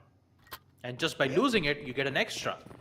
So not only do they made a force buy to get their AKs, they also secured the round next to it, giving Elo Police a lot of problems on their economy. They're forced with an MP9 once again, and if they lose this round, they have to go back with the usual pistols and force for an eco. Oh, seems like a very tough situation for them, Babagasta. I believe that's not going to be the case. Oh, watching Abyss! How did he flick to 2 simultaneous targets at once? Wow! That was very quick. Both of them being encountered right outside observation, taken down at ramps itself. Elo Policia don't have the money for this particular round. They're gonna be forced to bring in those pistols. Let's see what do they have in their artillery. Can they bring the maximum of the situation? Because no armory, no armor, nothing. Seems like a very tough task, but it's also dubious. Oh, Nightmare! The moment I said it's dubious, it's just done. It's done from the corners of Arcane Aces. Oh boy. That was such a huge problem. Smokes was used, and immediately Elo Policia made a decision to push in towards that smoke, only having a 5.7 and an AK, which was recently been upgraded by taking out Watching Abyss. But once again, not having any information is really not a good way. They should have played it safe. Nightmare just ends up securing yet another kill, and he's just giving nightmares every single round. I mean, I'm not gonna lie. Elo Policia had such good control in the second half, and then suddenly you see Nightmare making plays like this, and it's applying a lot of fear towards Elo Policia. They are forced to play it safe. They're making sure that they should not make a simple amount of mistakes. This is deciders. This is the semi-finals for Dynamic Duos. If they lose this, they lose the spot to the grand finals. Oh! Doable. Still doable. Grace is on to a really good start. Did get that perfect frag there. Doesn't have any utility in his pocket, in his belt. Post-plant scenario can be the only situation where Arcane Aces can win this one. And still, C4 continues to walk around the entire map. Oh, that's pretty much it. This is the corner where you can. And that was a fake. Information given, but the fight is gonna be won by Grace. Oh, this was very close. A close round, and for Arcane Aces, they can't save their guns anymore. Because if they lose, then this is it. The moment that we've all been waiting for, the semi-finals, Elo Policia 1 round away of securing the spot to the grand finals. In Arcane Aces, they've made a lot of efforts on Vertigo overpass, and now on Nuke, they're facing major turbulence. One single mistake and it's all over for Arcane Aces. They've got to be really careful about already it. feels like the reactor is completely close. Any moment, things can go haywire. Things have gone very slow, very steady here. Split push coming in. And Arcane Aces trying to play it smart. Didn't know where this position is. Plagiarizing the entire situation here. Grace, he's again stuck with a 1v1. What can he do? This is the final round. Did spot the player. Shots taken, but none in return. Runs away from that corner. Post plant can be the only best friend here for Arcane Aces, and he's going for it. He's sticking it. Nightmare. 40 seconds on clock. What can Grace do? Good positioning as well. Grace, this can be very tough for you to even understand, comprehend what the situation looks like. Feet are gonna be seen real soon. Information, is it given? No, not yet. He's stuck in the corner. Nightmare did spot the player, but look at Grace. He could have taken it easily, did spot it. But the railing was one place where he was struggling to get his shots right onto the target. Arcane Aces still fight to live another day. 8 bullets. He only had 8 bullets. Grace didn't want to reload because if he did, he'd give away his positioning. Like he would have given away his position, is what I was trying to say. Eco round for Elo Policia. Once again, Arcane Aces. They still have a good amount of weaponry, but this huge peak from Nightmare, he just doesn't budge an inch. He doesn't. One single man takes out both of them. True. And tactical timeout being used? Why? I mean, you guys are doing absolutely amazing at this point. Elo Policia, they're struggling. I mean, those mistakes which were made in the mid of the round, is what is affecting them at this point. Where they're just like struggling to have money in their pocket. Finally, they do have it. Both the silenced M4A1s have been brought in, but very low utility. So working around things with low utility being in the CT side is always gonna be disadvantageous. Arcane Aces, what is it gonna be? Everything's so perfect. Alignment. The shot towards Izzy already has taken away like 50, it's 45 HP from him. It's a big chunk. He's already beaten down to pulp. Decon and Double Dose, the two places where they want to push. Arcane Aces is going to be caught with one guy taking a swing at it towards a double door, and it's going to be Grace getting the first frag here. Nightmare stuck in a very sticky situation. Shots fired through the smoke, surprisingly connected on Nightmare. Oh no. It's almost close. Izzy almost had it. Grenade's not gonna catch it. Nightmare is very low. Only has 1 HP. But he also needs one shot to the head to secure this win. Oh, this is smart.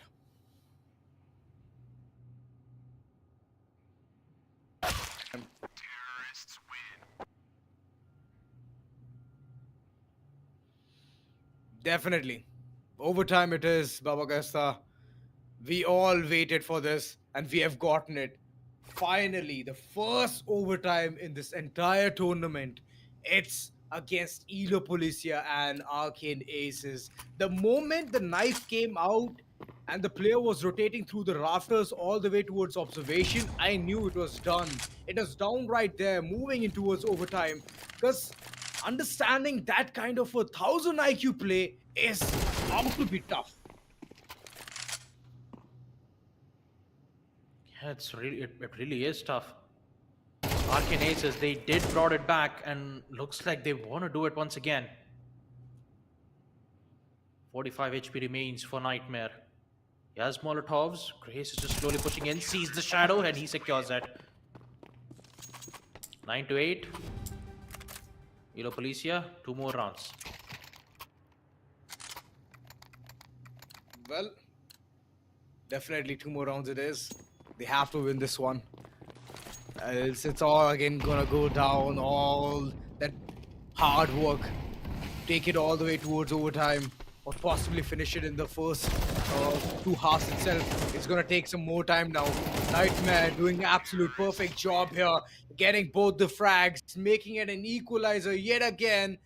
A 1-1 given in, and scoreline just seems like it's not stopping. It's like an endless loop.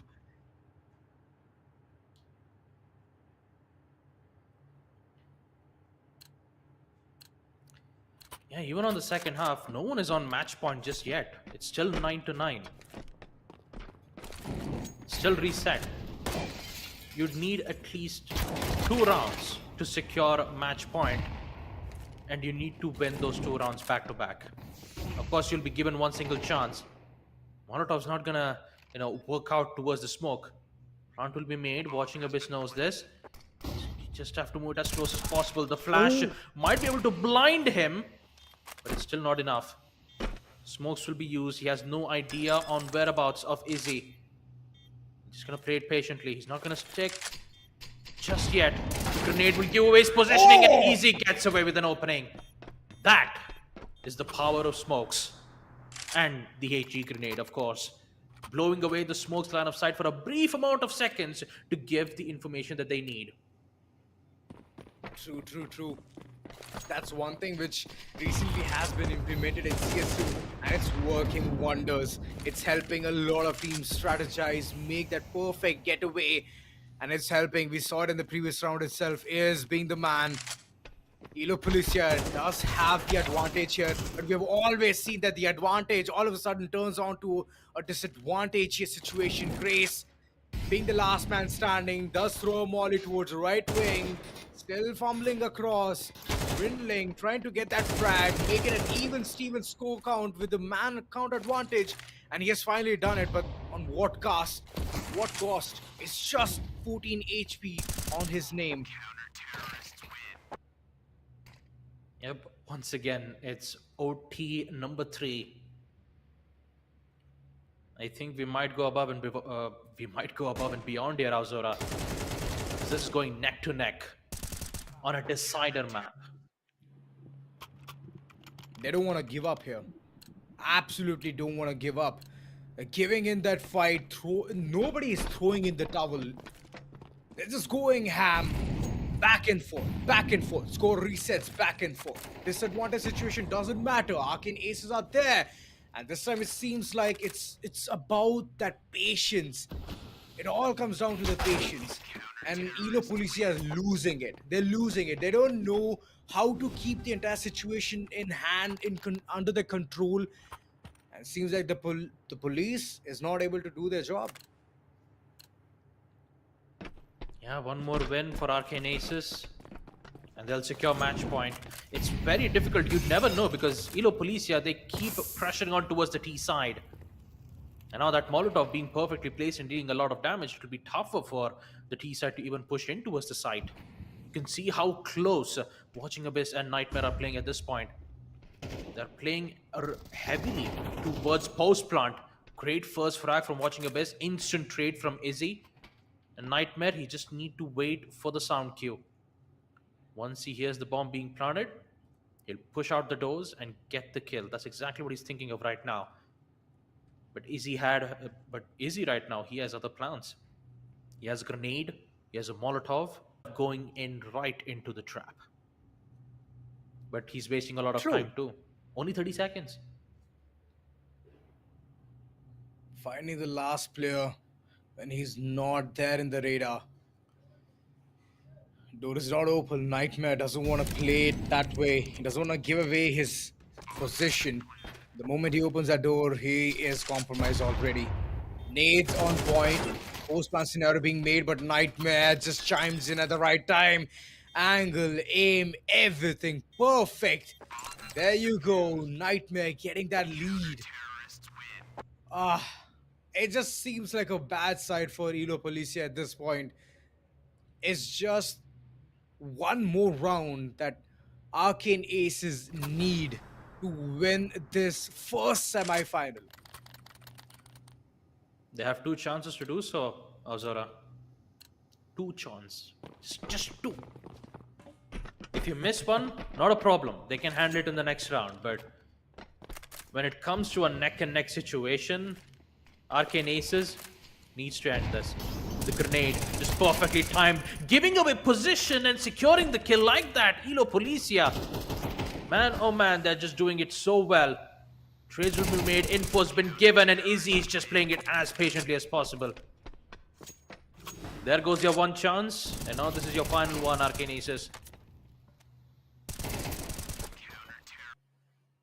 Oh, Arcane Aces making such petty mistakes at that point. Near decon, just trying to have a unidirectional approach there. One nade literally shattered their entire hope.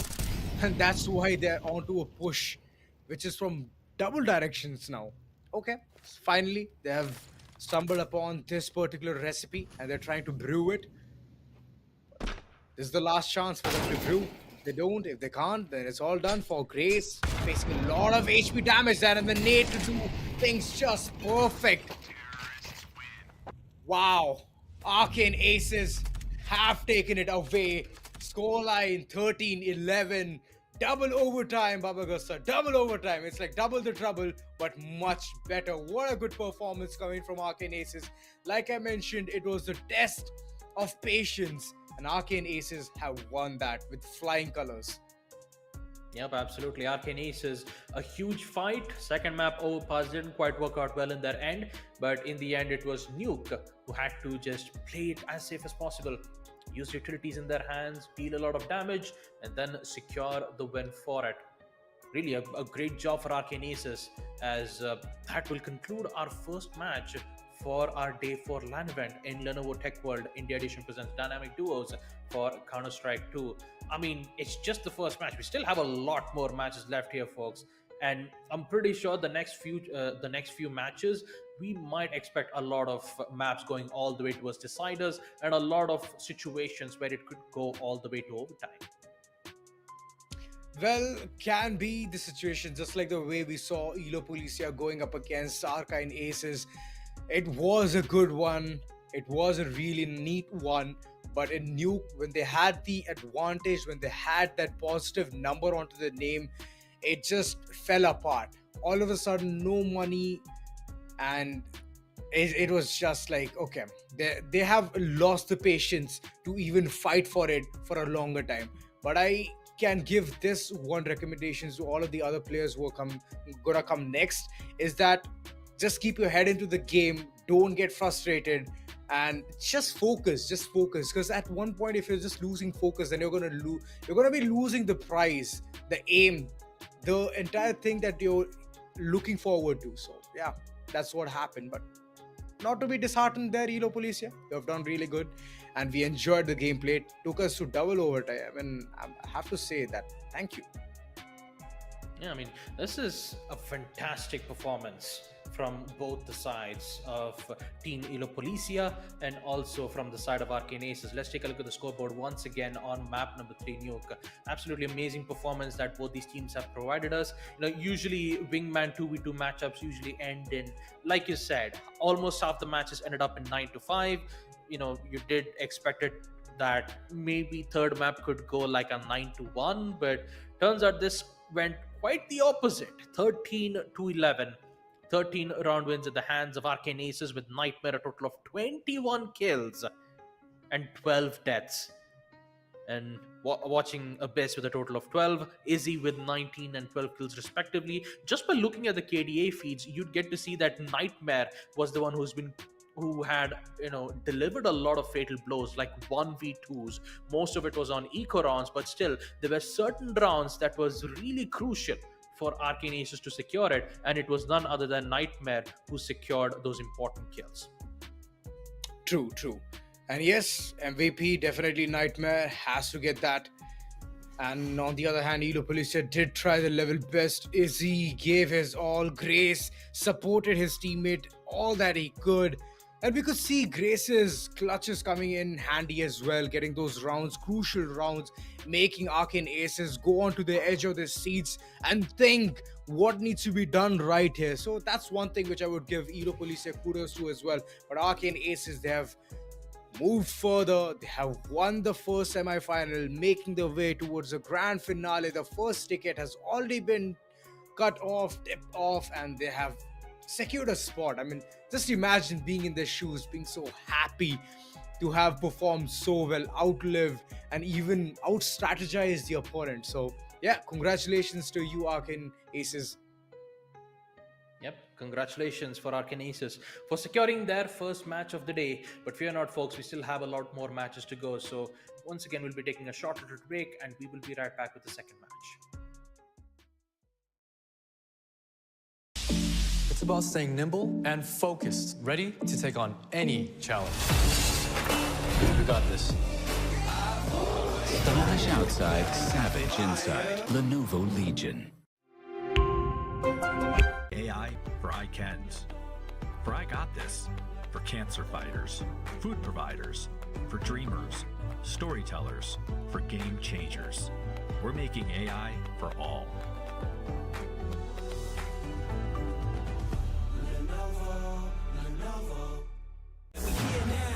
Chosen, watch everything we work for fall in line. We gon' give it all until the end of time. We ain't going nowhere. We'll be standing right here until the end of time. Till the end of time.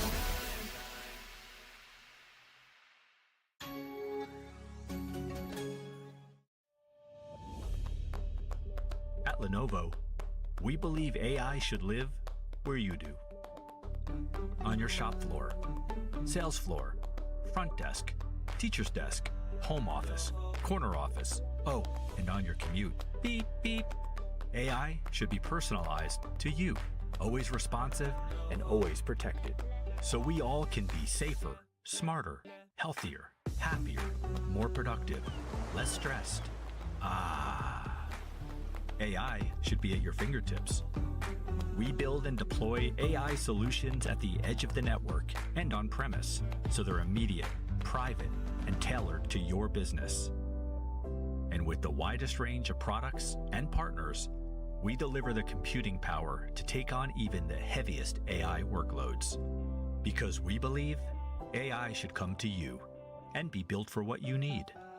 Available to everyone, everywhere. We're making AI for firstborns, first loves, for I cans, for I got this, for cancer fighters, food providers, for dreamers, storytellers, for game changers. We're making AI for all.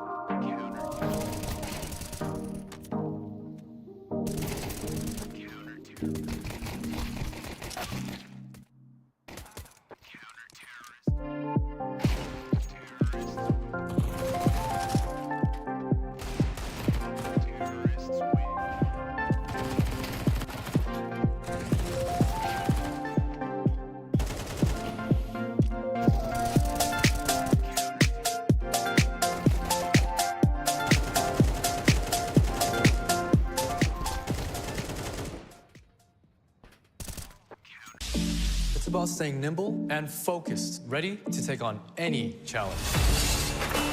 We got this. Stylish outside, savage inside. Lenovo Legion. AI for I cans. For I got this. For cancer fighters, food providers, for dreamers, storytellers, for game changers. We're making AI for all.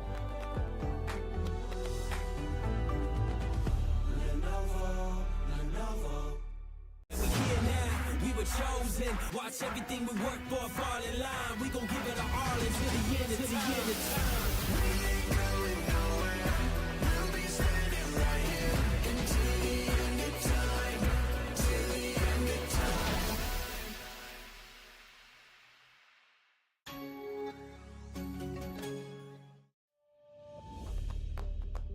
At Lenovo, we believe AI should live where you do.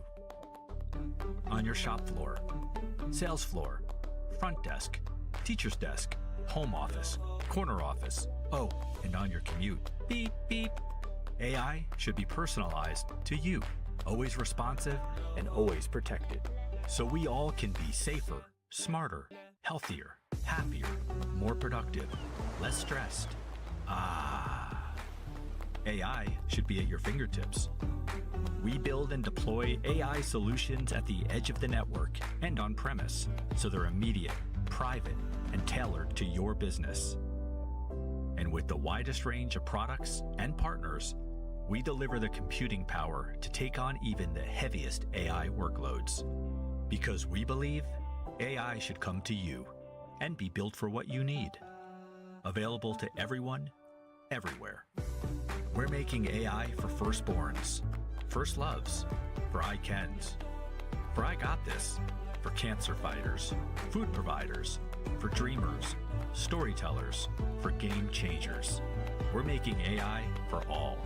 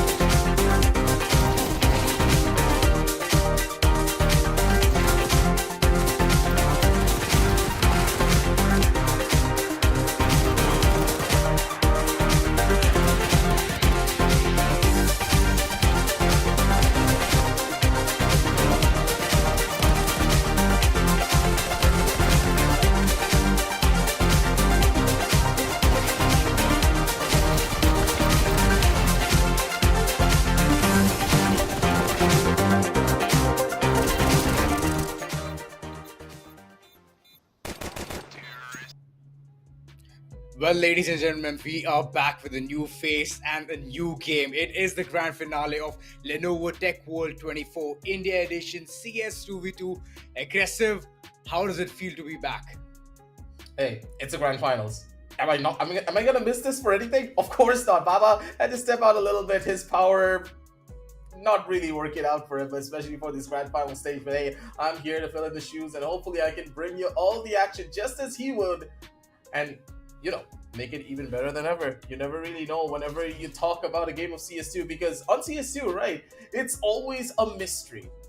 Especially now because the new update just rolled around in the corner too. So a lot of the peaker advantages and the different plays that the terrorists could have made in the past is now a little bit more difficult. I played like 1 or 2 games of this new patch, so it feels really good in my personal opinion. But when you've been playing CS2 for a while, when you're used to the mechanics that it had previously, it can be a little bit iffy. Hopefully the teams have also gotten a little bit of time to practice, maybe put in a game or two, so that they can now play this with a lot more of a better fruition. We're going to be jumping on down over towards the matchup to see exactly which teams are going to be playing, because the grand final stage, man, you're one step away from getting that prize pool of 75k. And oh boy, all of these teams, we got to be excited for finally, it. those two teams are here. Noobs versus Arcane Aces. I mean, I don't think so. You have lost any touch with what happened to Arcane Aces, how they came all this way all along. They played really well in the previous game up against Elo, Policia. Like, the entire thing fell apart too soon. But right now, looking at the map, Vito looks very promising. That, all right, it seems like many things have been banned, but unfortunately they are not banned. They've been selected. It's a BO5, so all of these 5 maps are going to be appearing right in front of us real soon. Yep. Overpass is going to get a little bit more of a double turn. First initial map will be that, and personally, in my opinion, Arcane Aces just have a very significant advantage on the map of Overpass if they're able to start off on that CD side. We've seen this in the past, right, where they went up against PRS, that their utility usage is just perfect. They know how to utilize their utility early on, get into the powerful positions on that CD side, completely nullifying any form of advantages the terrorists could have, even trying to push in the monster or trying to push in water into a short. It's just so difficult. The chokehold that they have will pretty much carry forward to the other maps as well. If the members of Arcane Aces are able to get that first map in the bag really quickly, then you know for a fact that the second and third maps should be theirs as well, without question. I mean, that's actually a sure shot, which you just mentioned, Aggressive, and I mean the previous games which you have seen. But for now, let's dive into the game. It is the grand finale, ladies and gentlemen. Those 2 final teams are here. Noobs versus Arcane Aces. Let's see who takes the big bucks and goes home satisfied with a huge trophy, and alongside the bragging rights as well.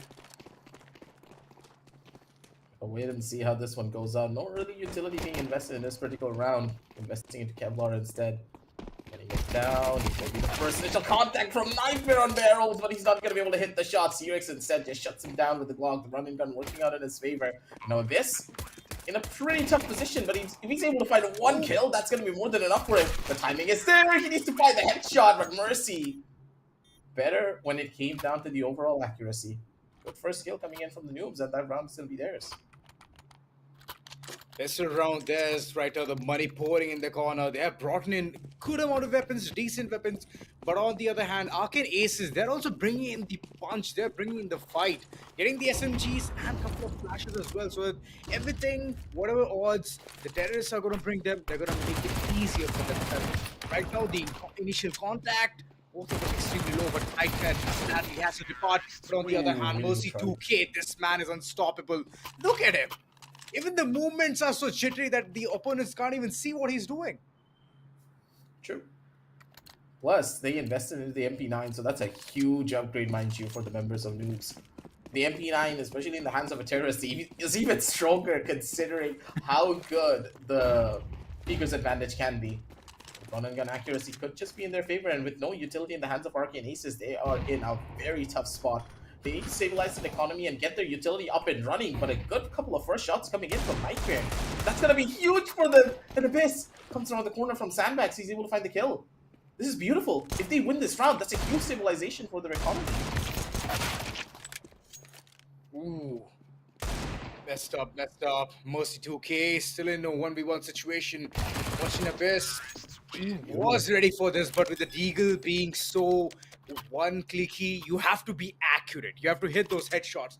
Else, it's always going to be tough for you to get that round. But right now, it seems like watching Abyss did do a significant part there. Held B shot, but unfortunately couldn't get the round. Noobs onto a really good start here, Aggie. And this is surmounting over the amount of rounds they've got in their pocket. This don't seem that they're going to stop anytime sooner. See a very slow take going straight on back over towards the short side. Would be the ploy for them, but the miss so quick on the trigger. Catches out T-Rex, who just slowly swung out in towards the angle. A very dangerous tactic for him to play into. Not really the weapon that you would want, as Mercy trying to utilize the smoke to maybe get himself a better weapon here. The Galil will work wonders against such a good start here. As for now, members of Arcane Aces, they do have a chance of taking this round away for themselves. As Mercy, I don't think he's going to risk to try and take this fight. He's waiting for the smoke to dissipate, but Zora, I don't think he's going to be able to win this, especially with how the crossfire has been set up. Yeah, it's going to be tough because there's already man count advantage. And I believe that right now Nightmare is just holding a really good spot.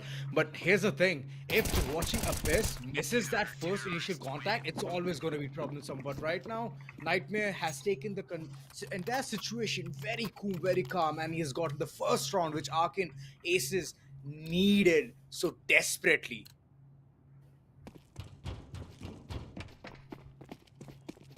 One round for them, and with that, it's a big switch up and change for them to play into this. Finally, the utility comes in to stop the terrorists from taking so many of the engagements, and this is where the real fun is about to start. Mercy getting completely shut down. His poor old teammate all the way in the back, not really being able to do much even. That's the power of the CT, ladies and gentlemen, especially when you have the utility online. And as the terrorist, especially in wingman situation, you need to control that utility as much as you possibly can. As soon as they get those molotov online, this map just becomes so much more difficult. Indeed, indeed. It does become extremely tough. But it's all about the wait game, right? They have to wait till the end, not worry more. Just wait for CTs to throw in their utilities, stall some time, and that's where the terrorists can actually barge inside. I mean, when it was a classic 5v5, we would always see one smoke coming towards the sniper's nest so that they can avoid all of the conundrums which comes in with the AWP. But right now, it's a 2v2. So all you have to do is just wait, calm your horses, not rush through. Right now, looking at the way the rushes are coming through Monster, it already feels like noobs just want to go ham. They don't want to stop. They just want to go crazy, which always is going to lead to such a devastating situation when you have such mere weapons and alongside your utility is also not that strong. So it's always a tough bet, which I believe bringing Galils and Kevlars alongside Helmet was not a right investment in the previous round. It was a desperate attempt. Agree with you there. Let's slow down a little bit here. And with that, it's all about the positions that they can play into for this particular round.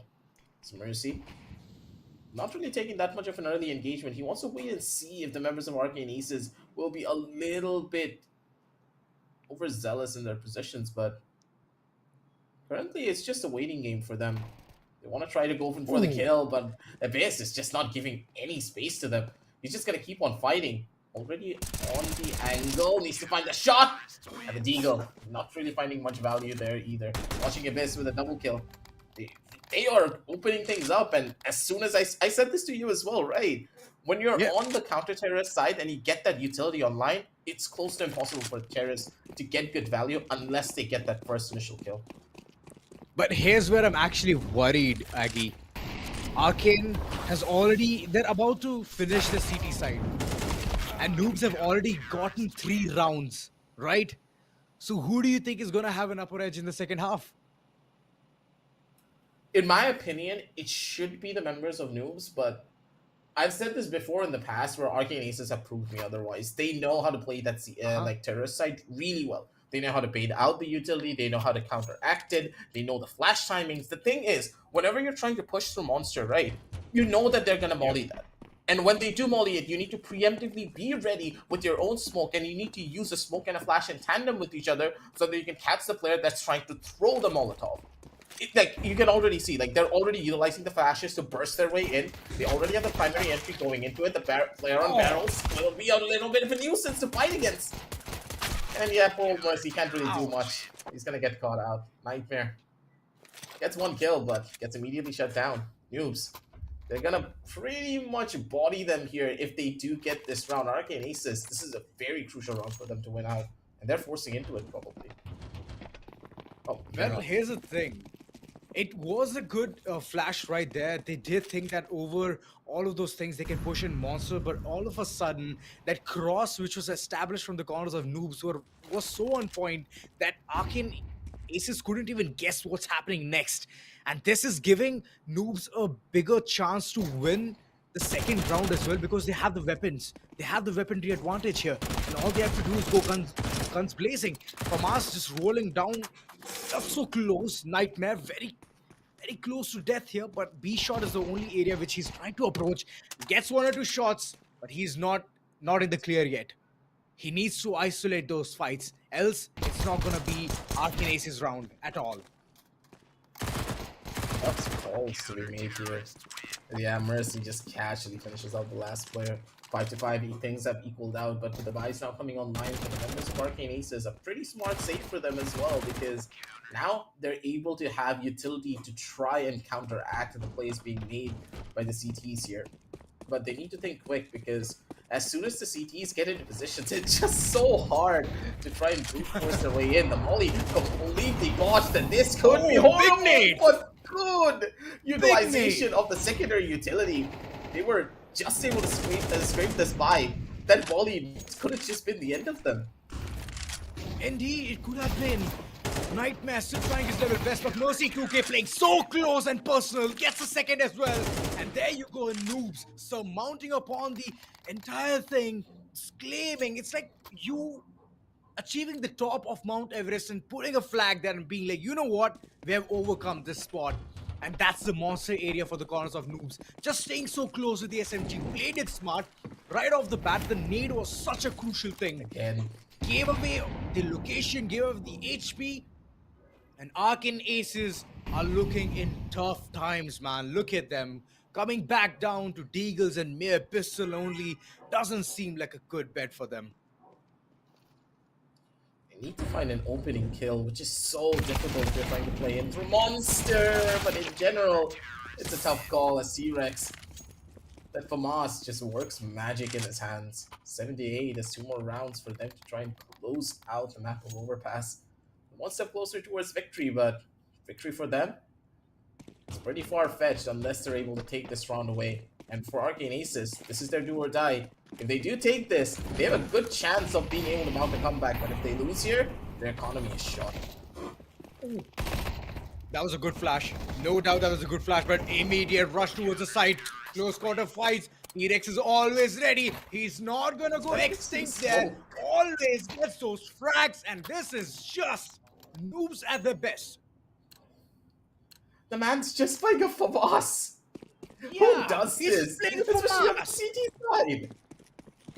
Exactly, that's the weapon when you buy, when it's the force buy round.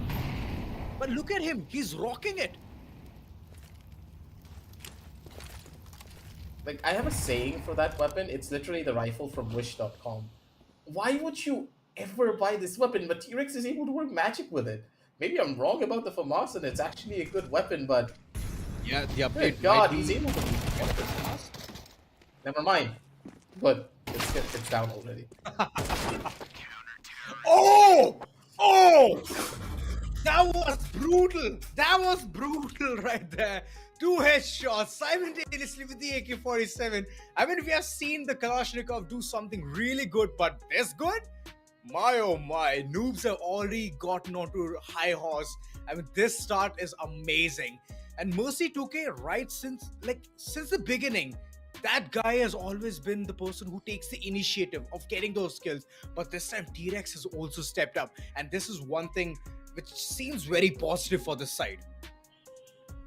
Yep. I'm really excited to see what Mercy has in store for us for the next couple of maps because his aim is just beautiful. And on Overpass, right, your aim can do wonders, but your positioning matters as well. And Mercy, in every single position that we found him in, he was able to capitalize on his positions. Plus, he was able to utilize his raw aim to its fullest capabilities. And that's why Overpass, in my opinion, one of the worst maps, mind you, for Wingman, because how do you even break through the chokes if the CTs get into proper positions? Even if you throw flashes, even if you have a smoke in your head, you can't really do anything. You need to know very specific lineups for Wingman only so that you can even get yourself into the site. And even then, if the CTs start to adapt, then you're just royally screwed there as well. I'm just gonna give the members of Arcane Aces the benefit of the doubt. The fact that they did lose out on those 3 rounds, they did start off on the CT side, yes, but they were not really able to figure out what they could have done better to go up against T-Rex because T-Rex was playing in such unconventional positions. He was standing right next to the smoke in a lot of rounds. He's a menace to society. Exactly.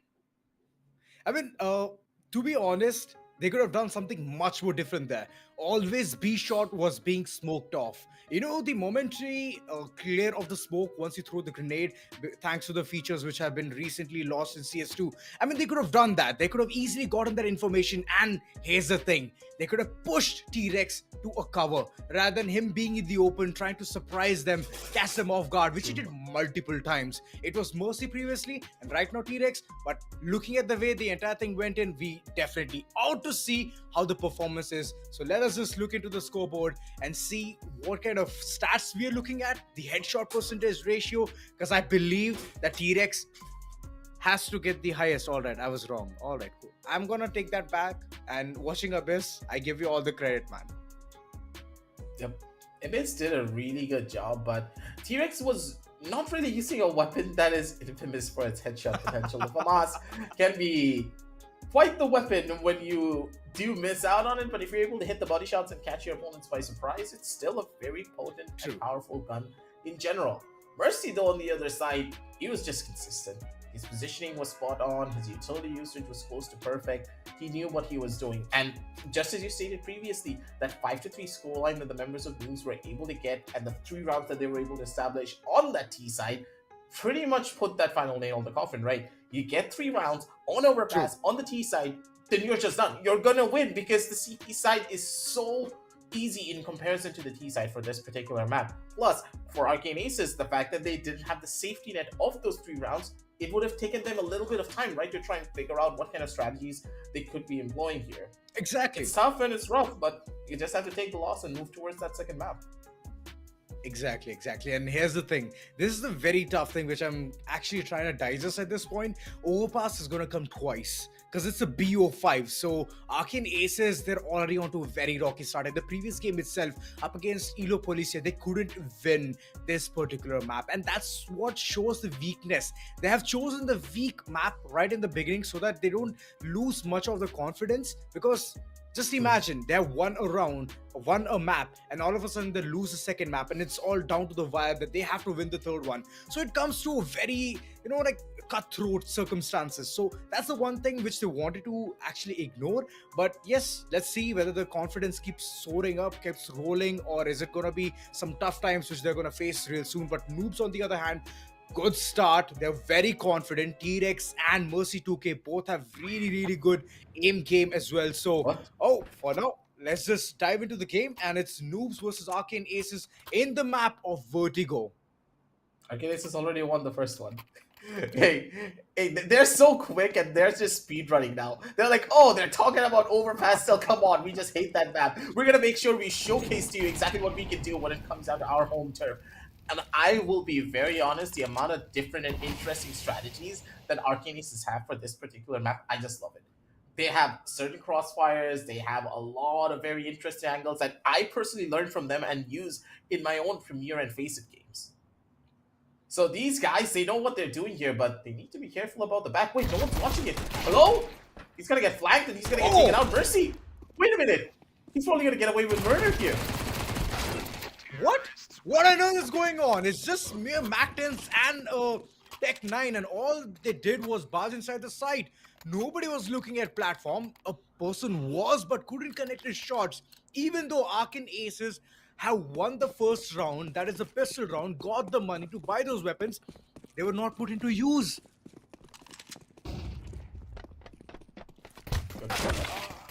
Early on, as watching Abyss catches him out with a USB, couple of good shots, and never mind, a USB and a P250 just clean up the round. Arcane Aces, they do a tit for tat here. They're not taking any prisoners. At this point, even noobs don't want to be a prisoner. They want to bring in all that fight. They want to bring in all those weapons. This time, oh, that's a good molly. Good lineup coming in right off the window.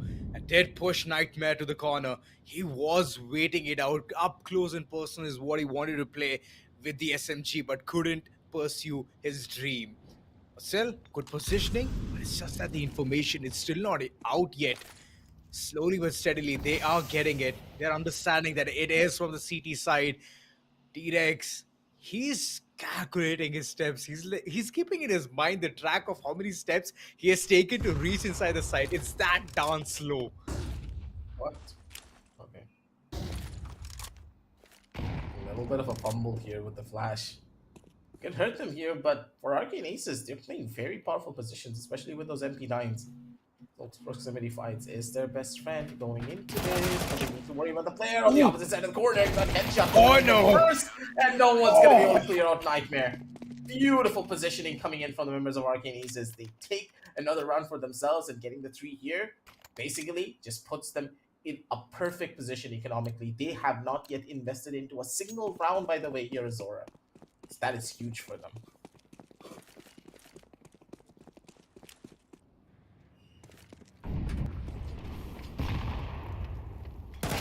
Lenovo, a little bit of a slowdown as Abyss. Once more, the frag just comes in gorgeously. No shots missed, and he's making up for everything that happened in that previous roundup, now didn't he? Well, thank you, Observer. This gives us more information onto what's going on. T-Rex being cornered, and he's the last man who can do something for the team. Look at Arcane Aces. We were talking about rocky start and nothing working for them. All of a sudden, they're on the high horse, sitting at the top of the mountain, knowing how to get this round into the pocket. Good flash, and after that, the capitalization just comes in. AK-47, hands down, the best weapon made for the terrorists. And it works wonders, you know, like whenever the CTs try to pick it, they sacrifice M4 for this weapon. And this is that reason why it has been sacrificed. But once that potential really does make it a game changer for pretty much anyone in the hand, anyone that has a good aim to utilize it. But looking back at this round, investments again being made by the members. Noobs for one of the players, Galil coming out down strong. It's Mercy taking his time, doing it slow. Galil advantage is just yes, T-Rex missed a very crucial shot there. It's Abyss, flick of the wrist, was able to take out one. And Nightmare just wanted out the last as well. Throws away the gun for fashion here. But that's completely fine. It's Noobs. Give him another point for style, Arcane right? Aces. Yeah. You give him another point for style. Yeah, for sure, man. Arcane Aces, being in the CT side, they're capitalizing. They're just playing it very calm, very composed. They're not doing any fancy thing here. They're going for the initial frag, but look at that. He has gotten the trade as well. I mean, just imagine the man died, but he did his duty with due and diligence. Mercy 2K being the last man standing, has AK-47, spots the opponent, gets him down, watching Abyss. What was he watching? I think he expected him to rotate towards mid, but there was the opportunity to do so. Quick? Poor old I don't Nightmare think so. though, he just bonked him. Nightmare just bonked Mercy straight in the head with a volley and it bounced off. Guys are playing soccer out here today. Well, things tend to get all fun here. But it's a prize pool which they're aiming for, right? The first prize, the winner taking 45k, and that nade. Hands down, the nade has been one of the utilities which can be crowned the winner, you know? Mollies are fine, it slowly burns. But right now, the only person who's burning his entire finger out is watching Abyss. Previously, he did make some mistake there, but right now, capitalization equally good, equally sweet. And Arcane Aces, they're on to their 6th in the second half. All they need to do is win the pistol round with the rush, and it's all theirs.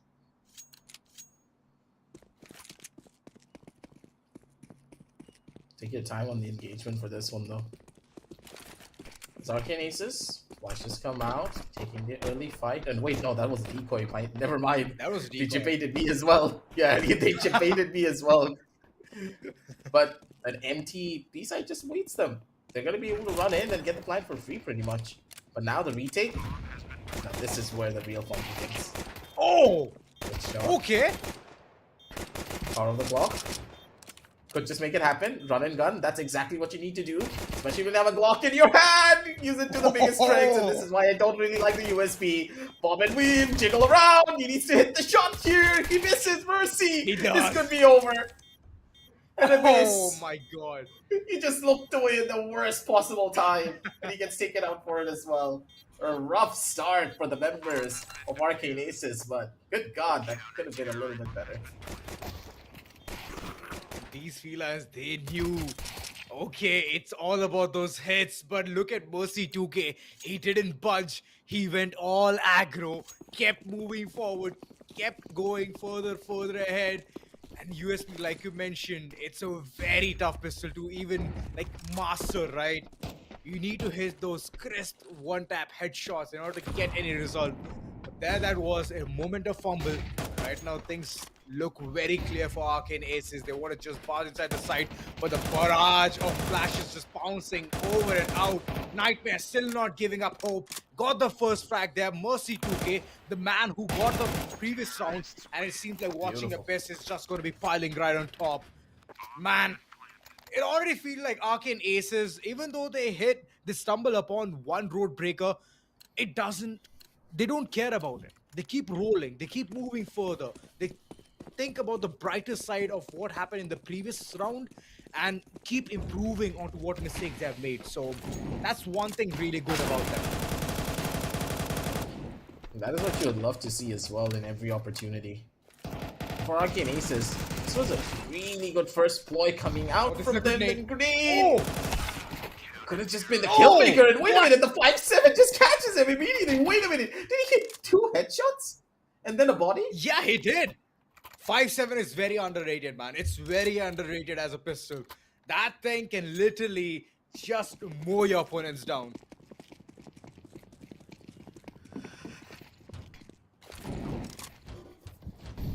The CTs do have a lot of really good weapons. It gets foreshadowed by the cost of it, though. Just one of those situations, just Mercy wants to be a little bit aggressive here. Maybe take an early duel and an engagement, but he's just a little bit too aggressive for his own good. Lost out on the fight, and plus, his teammate nowhere to be found to try and trade this. T-Rex, the FAMAS! This is why you don't use it at those long ranges. As soon as you start spraying, you know that that's when you gotta start praying. 4-8 is Arcane Aces.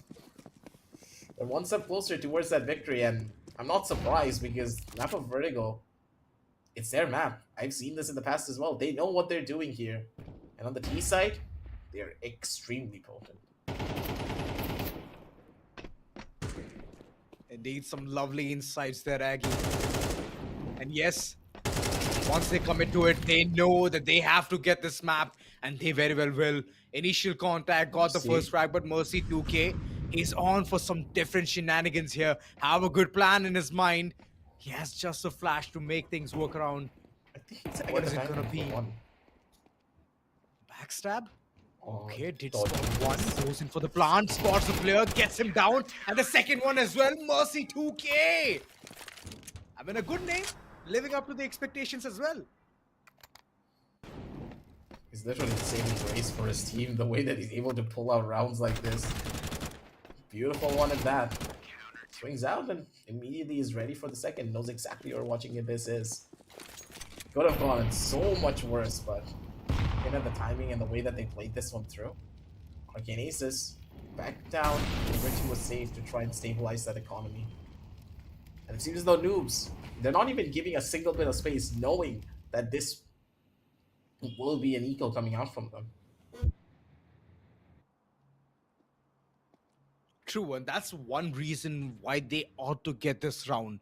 Else, it's gonna be tough. It's absolutely gonna be a tremendous task for noobs to even get this map. Arcane Aces, even though they have stumbled upon some differences here, but it's just that only this round is where they're going all pistols only. It's an equal round for them. Right after this, they're gonna have some decent money to get some good weapons, utilities, so that they can just barge inside the site with every possible thing in their hands. Noobs just playing it very slow, using all of that utility game on point, being on point, but Mercy 2K did manage to get a counterpart here, and he's going to get the second one as well. Continuously, 2 back-to-back rounds. He has been the MVP and saved noobs from falling down and down. Arcane Aces finally have the money to bring in all those weapons and alongside some utilities as well. They gotta make this one work out for themselves. Smokes, volleys, everything being utilized early on here. I see Rex slowly inching his way forward. Looking for a spray here. And this could be bad! No, if he misses the shot, it's gonna be Team kill! Team yeah, kill! Team kill coming in from Nightmare.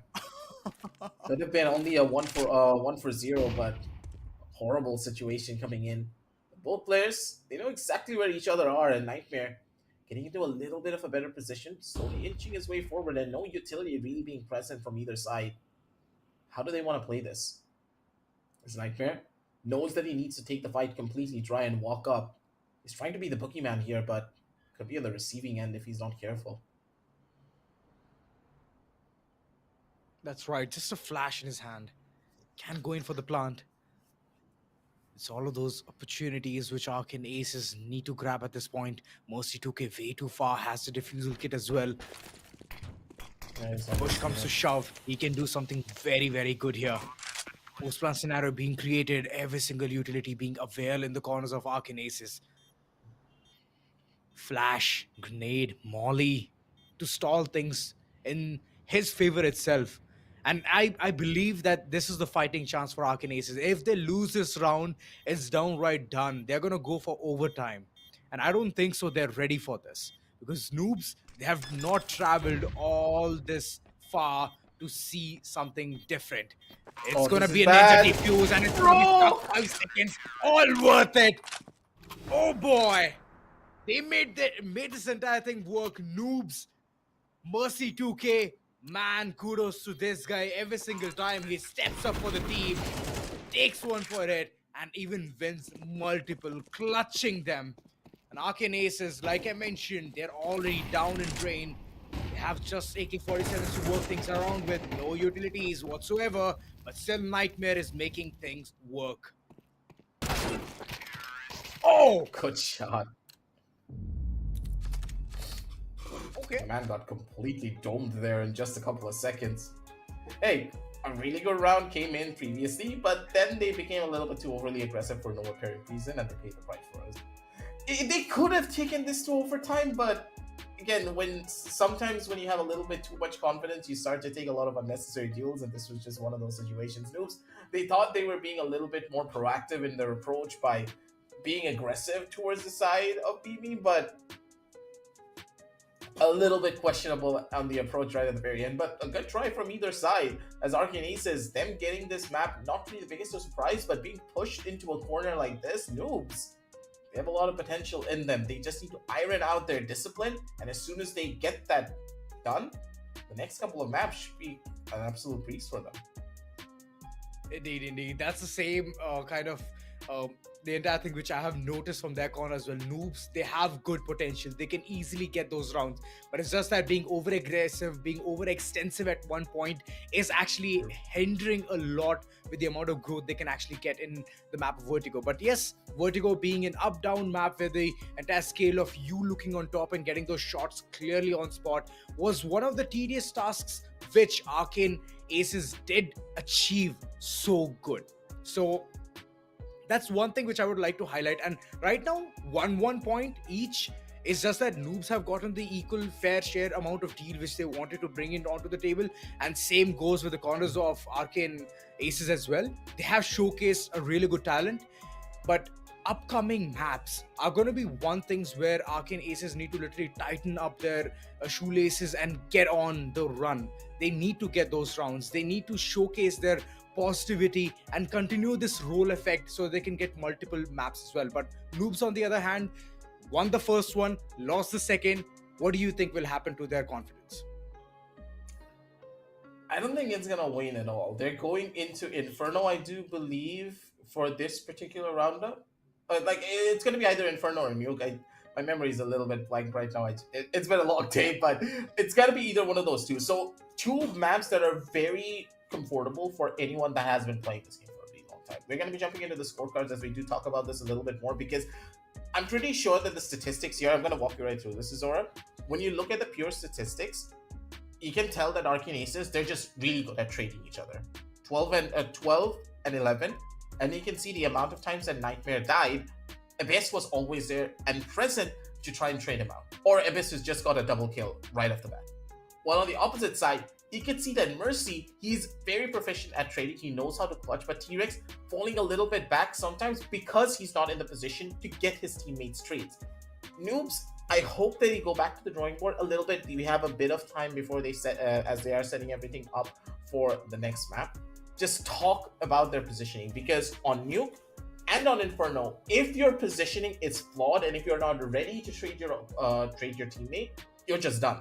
Utility usage, yeah, it's very important in Inferno. True. Because there are certain smokes and certain flashes that you need to throw to try and even get yourself in towards Moto and in towards side, or even try to clear out pit or play from apps.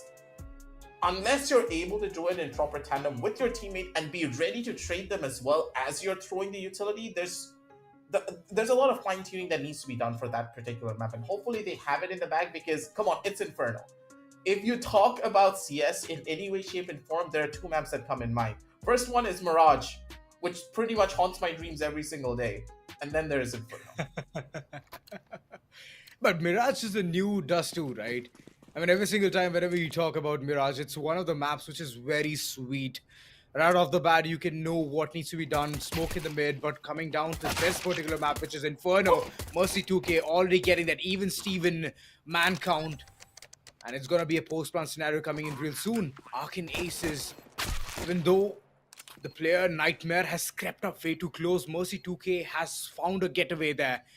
And Nightmare, he still has no clue onto what's going on. Oh, this is a good approach coming in from Mercy 2K. Going all the way towards balcony.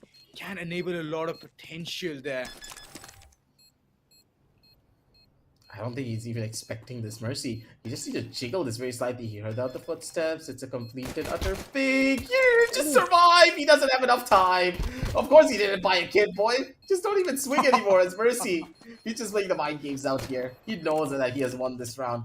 Beautiful one at that. Arcane Aces. NFL flat on their faces. Yeah. Mercy? Masterclass when it came down to the overall play.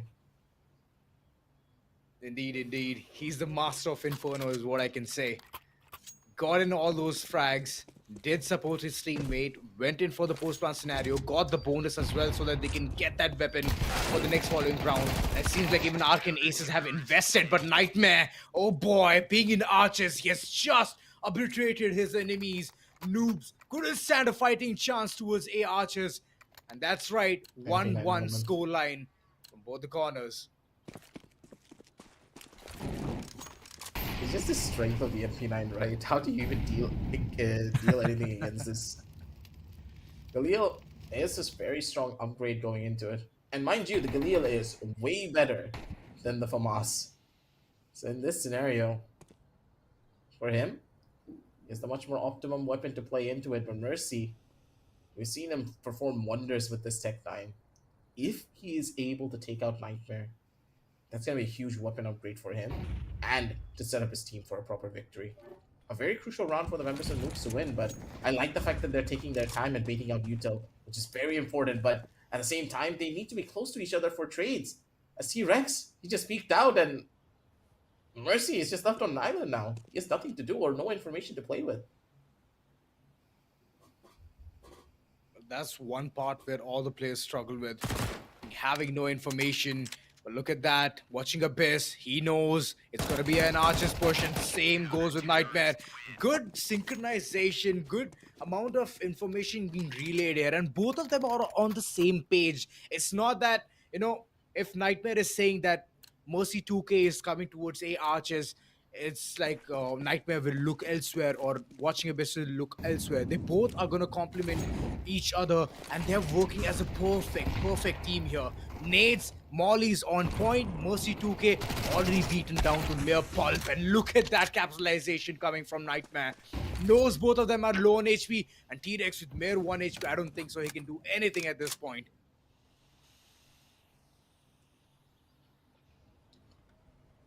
A little bit of a slowdown coming in from both sides.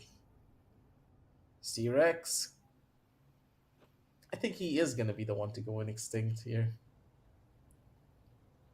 The man's at 1 HP. Maybe he can get 1 kill. I'm pretty sure he spotted out watching Abyss, but the timing, not really in his favor. The Mac 10, not the strongest of weapons when it comes down to the longer ranges. And wait a minute, very low health on Nightmare as well. If he's able to hit this run and gun, I think he should be able to get this clutch. Oh, that was close. That was close, Aggie. It could have gone south. It could have gone south for Arcane, but all right. Things were under control. Mac 10 did go crazy. That long range Mac 10 hitting all of those shots. That was one side to watch. And Noobs right now have a very plain strategy. They just want to rush inside the site. Mercy 2K yet again did manage to get that counterpart there. But it's... Oh, the second one it's landed on the head as well. Nightmare. Sadly, he has to sleep. Oh boy, Mercy 2K. This man knows when to step up. The guy just casually took out the Deagle and tapped out 2 players like it was nobody's business. Good God. Teach me how to use that weapon, because that is one weapon that refuses to work for me. Mercy just makes hard it to look master easy. Deagle. Hey, but here's the thing, right, Aggie? In the new updates of CS2, Deagle has been made user-friendly, or beginner-friendly is what I can say. So, is it the aim game which you are falling off from, or is it just the Deagle? I don't know, it just feels like the Deagle, but for Mercy, he doesn't care if he has a Deagle or an M4 because he's doing everything. The man knows what to bring down to the table. The P90 at long range is not going to be able to shut down Mercy. And for some reason, Abyss didn't change his position, and Mercy just had a free lineup to play with. He just expected him to be up there. And for Arcane Aces, they're making mistakes, and Mercy's just capitalizing on top of it. He's sending T-Rex first because he knows he's a lot more better when it comes down to the trades, right? So even if he is baiting T-Rex a little bit, but they're peeking together in every instance. And T-Rex taking the first engagement is a good thing because, of course, he's a strong player on his own regard when you give him a cheeky angle. But when you're on the terrorist side, you need to be a lot more frequent. And you can see the timing still working out for him. Mercy, he needs to find the kill, but he ran out of ammo for it. That's the weakness of the M4A1S. Indeed, that is the weakness. All the way back.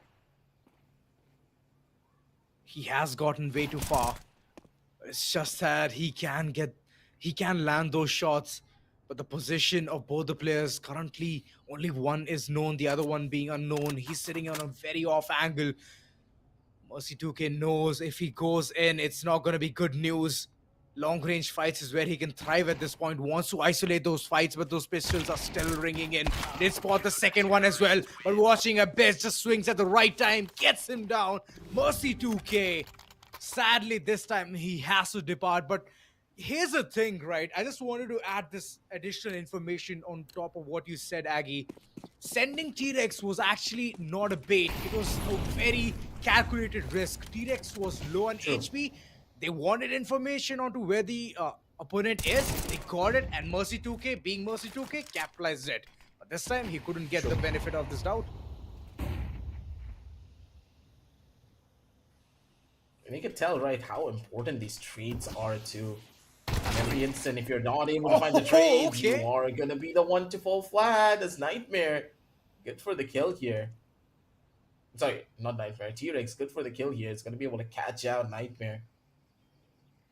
Was a little bit too, I don't know, too focused towards the side of mid. Tunnel visioning a little bit there. He's watching Abyss. He's in the perfect spot. He doesn't even need to move. As long as he's holding down from pit, he's completely fine. It's T-Rex. Not really the best weapons to try and go in for jiggles like that. And Arcane Aces once more 3-5 as they're going into the T side here. Inferno, though, one of those maps for Wingman, I would personally say, is very balanced. Even if you're on the T side, or if you're on the CT side, there's a lot of different options that you can go in for. The utility usage that you can do is also optimum and perfect.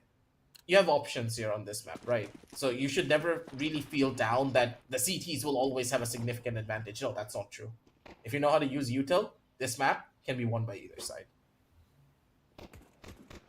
Yeah, I would like to say yes on that, Aggie. And there have been multiple instances where it has proven that the T's can actually get the fair share, get the fair deal here. Noobs getting the second headshot right on target. USPs for the win here. And it's going to be an easy peasy defuse. 10 seconds required, but doesn't matter. They have all the time in the world. But talking about the way the shots just came into the USP, my oh my. It's so satisfying when that silenced weapon just hits onto the head. It's like those watermelons being squished up, right? And it's just so satisfying. So Noobs getting the pistol round. Already onto a good second half start, but a force coming in from the corners of Arcane Aces. Pretty tough spot for them to play into here too. Snoops. They're looking for a couple of more duels here going into this. They should be able to find out a lot. These smokes being set up by T-Rex is just a scary side of this. They know they could be on the opposite end of it. It's Mercy. Kind of missed out on the headshot, and that's going to cost him there. T-Rex, good for one of the kills. Knows exactly where the other player is, but the Galil just way better when it comes down to these close proximity fights. He's watching Abyss, stepping up to the plate here to get another round for the members of Arcane Aces, as they're slowly building up rounds here and getting one step closer towards that match point. 2 more rounds, Azora, and they're nearly there. Yeah, they're nearly there with that. Watching Abyss, the previous round did go really good for them. And Noobs, they're downright pauper right now. They don't have the money. They cannot bring in those good amount of weapons. The Deagles and okay, Deagle and an SMG is all they have, and is all they're going to take the advantage with.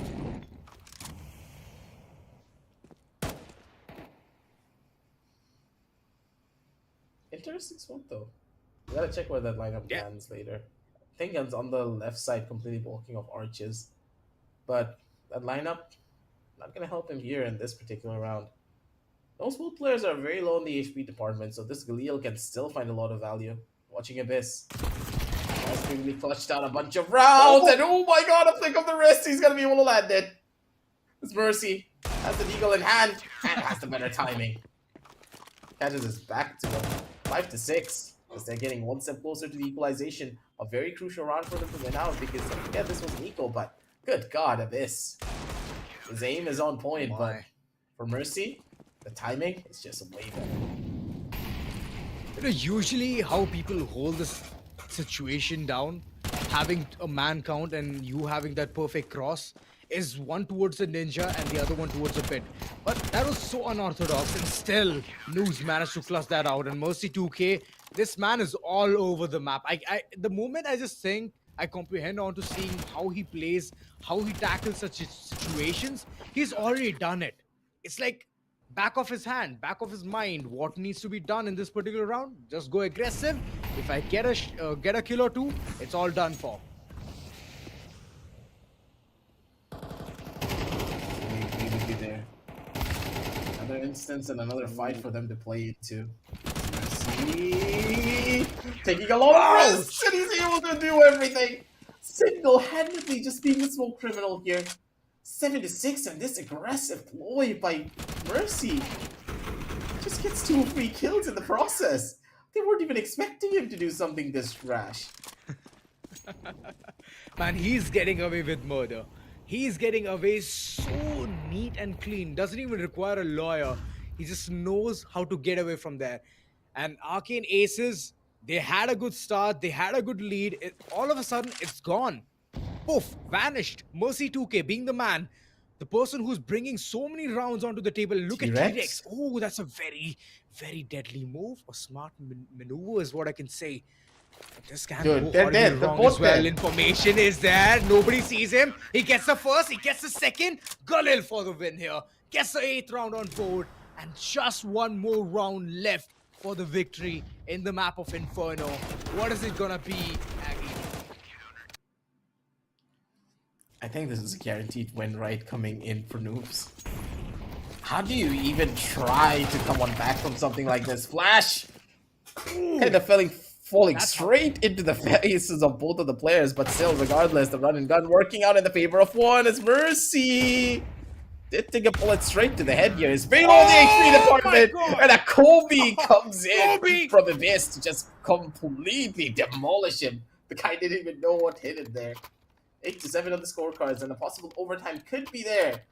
As Arcane Aces, they're throwing caution to the winds to try and get these rounds out as quickly as possible. But now, once more, they're going back to the much more safer tactic. With Mercy, though, on the opposite side, pulling out an op. This could just be a very dictated move. You have not seen the op come in online anytime sooner.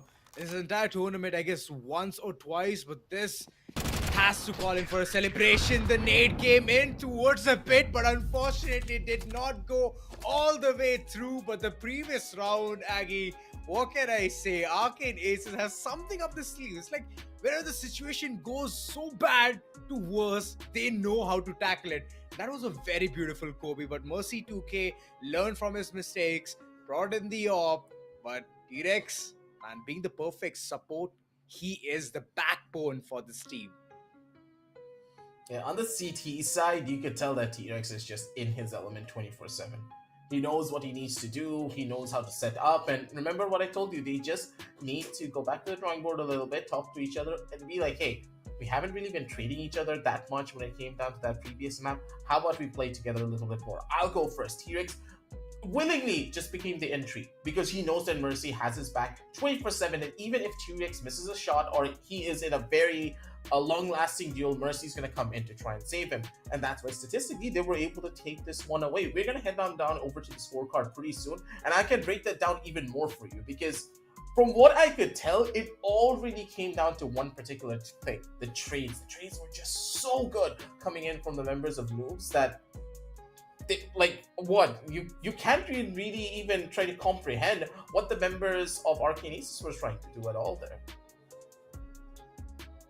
True, and that was the case for most of the time, right? Like, I mean, they were getting those trades in, they were trying to get all of those frags, and it was like both of them supporting each other, being like the perfect backbone, and that's what helped Noobs get this particular map. But on the other hand, Arcane Aces, they were caught off guard multiple times. They did try to surprise their opponents, bringing those SMGs, being in archers, but at the, like, when it comes to situations where you're doing it repetitively, you always get understood by such good veterans, right? And Noobs were one of them, and they were calculating all of those things. They understood how to tackle that, and they were tackling Arcane so well that they couldn't see what hit them, especially one round where T-Rex went all the way from the back. He went towards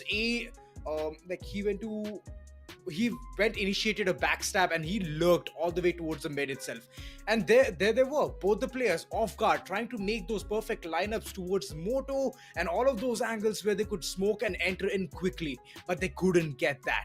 So that was the problem which they faced, and calculation coming from Noobs was very accurate. Yep, completely agree with you there. We're gonna be jumping on down over into the scorecard, ladies and gentlemen, and Mercy taking 14-7 here.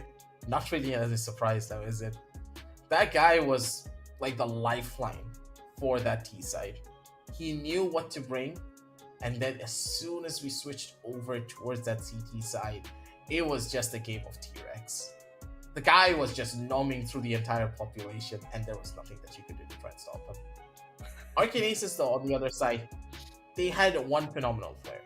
Watching Abyss just stepped up to the plate.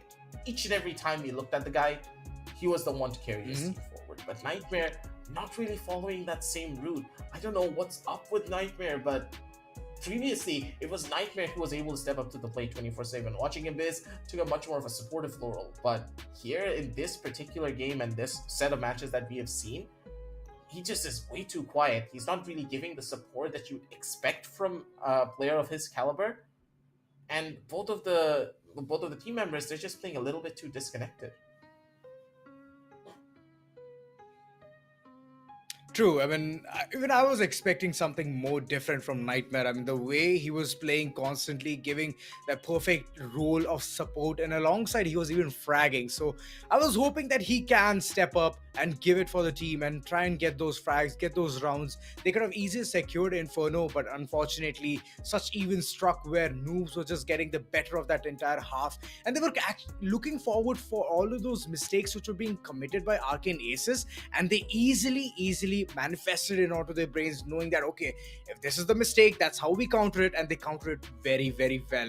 Not only that, the utility game was really good. The flashes were coming in, those mollies were just stopping preemptively all the enemies trying to pass towards a shot, and every single time you see a nade popped over there or a molly, there was a follow-up coming from even Mercy 2K, and he was getting those frags, catching players off guard. And this is one thing which he kept on doing till the end. He perfected it so well that they couldn't do anything about it. Because he's just speaking, he knows it's either going to be mid or it's going to be Broiler. Checks Broiler first, goes towards mid, sees a player, shoots him down. Simple strategy. That's all he implemented. And Noobs getting the second one on board has already made a scoreline of 2-1. It's just like, I want to know exactly what the members of Noobs have in store for us when we go into Nuke, right? Because Nuke is going to be a completely different story. That's where utility really doesn't matter as much, right? You can throw flashes, you can throw smokes, you can throw mollies, but at the end of the day, you're really not going to get a lot of value out of it. There's no real key positions on this particular map that you can get a lot of value out of just by throwing a little bit of util, right? They just wait out the util, then they can still pretty much get into proper position, especially on the CT side, because the T's can't really do anything to try and stop them, right? There's no flash that is going to stop the CTs from getting over towards the second floor. They can stay on the railings and just wait there, waiting for the T's to come in towards that control room. Yeah, the CTs can throw a molly to completely block it out, but even then, they're always going to get there first, right? The T's are at a very significant disadvantage when it comes down to this particular map. And everything that you do here is based upon information. If the T's, whoever is going to be on that particular side, they need to play based upon the information. And Noobs, we've seen it in the past, they purely rely on gathering information before making plays happen. And hopefully that's what even I'm here, but with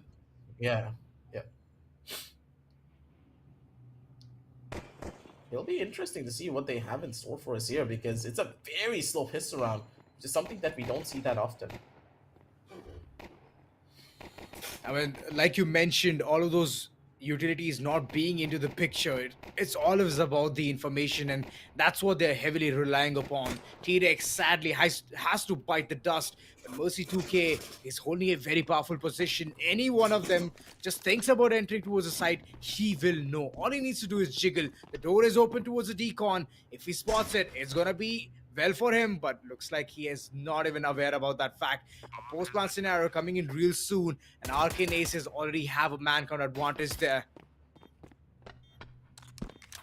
That's a good chunk of damage already being given.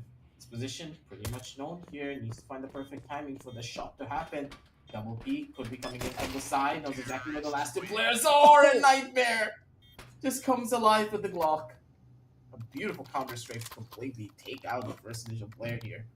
As Arcane Aces, they take the first round in a very decisive fashion. Noobs, they need to rethink their crossfires, because Mercy he was trying to hold a completely different angle, and he was not trying to help out T-Rex whatsoever there.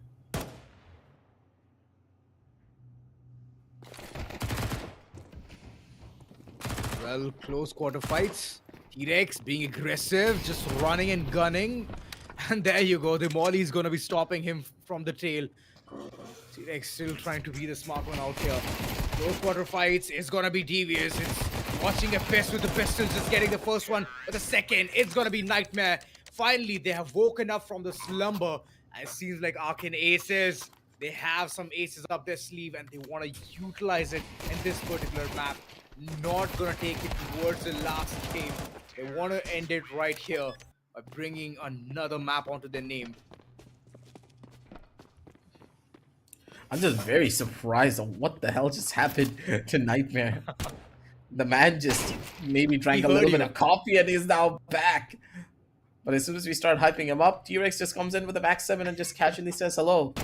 Slaps him with a chappal to the face. Oh, Mercy. Beautiful on Saps as well.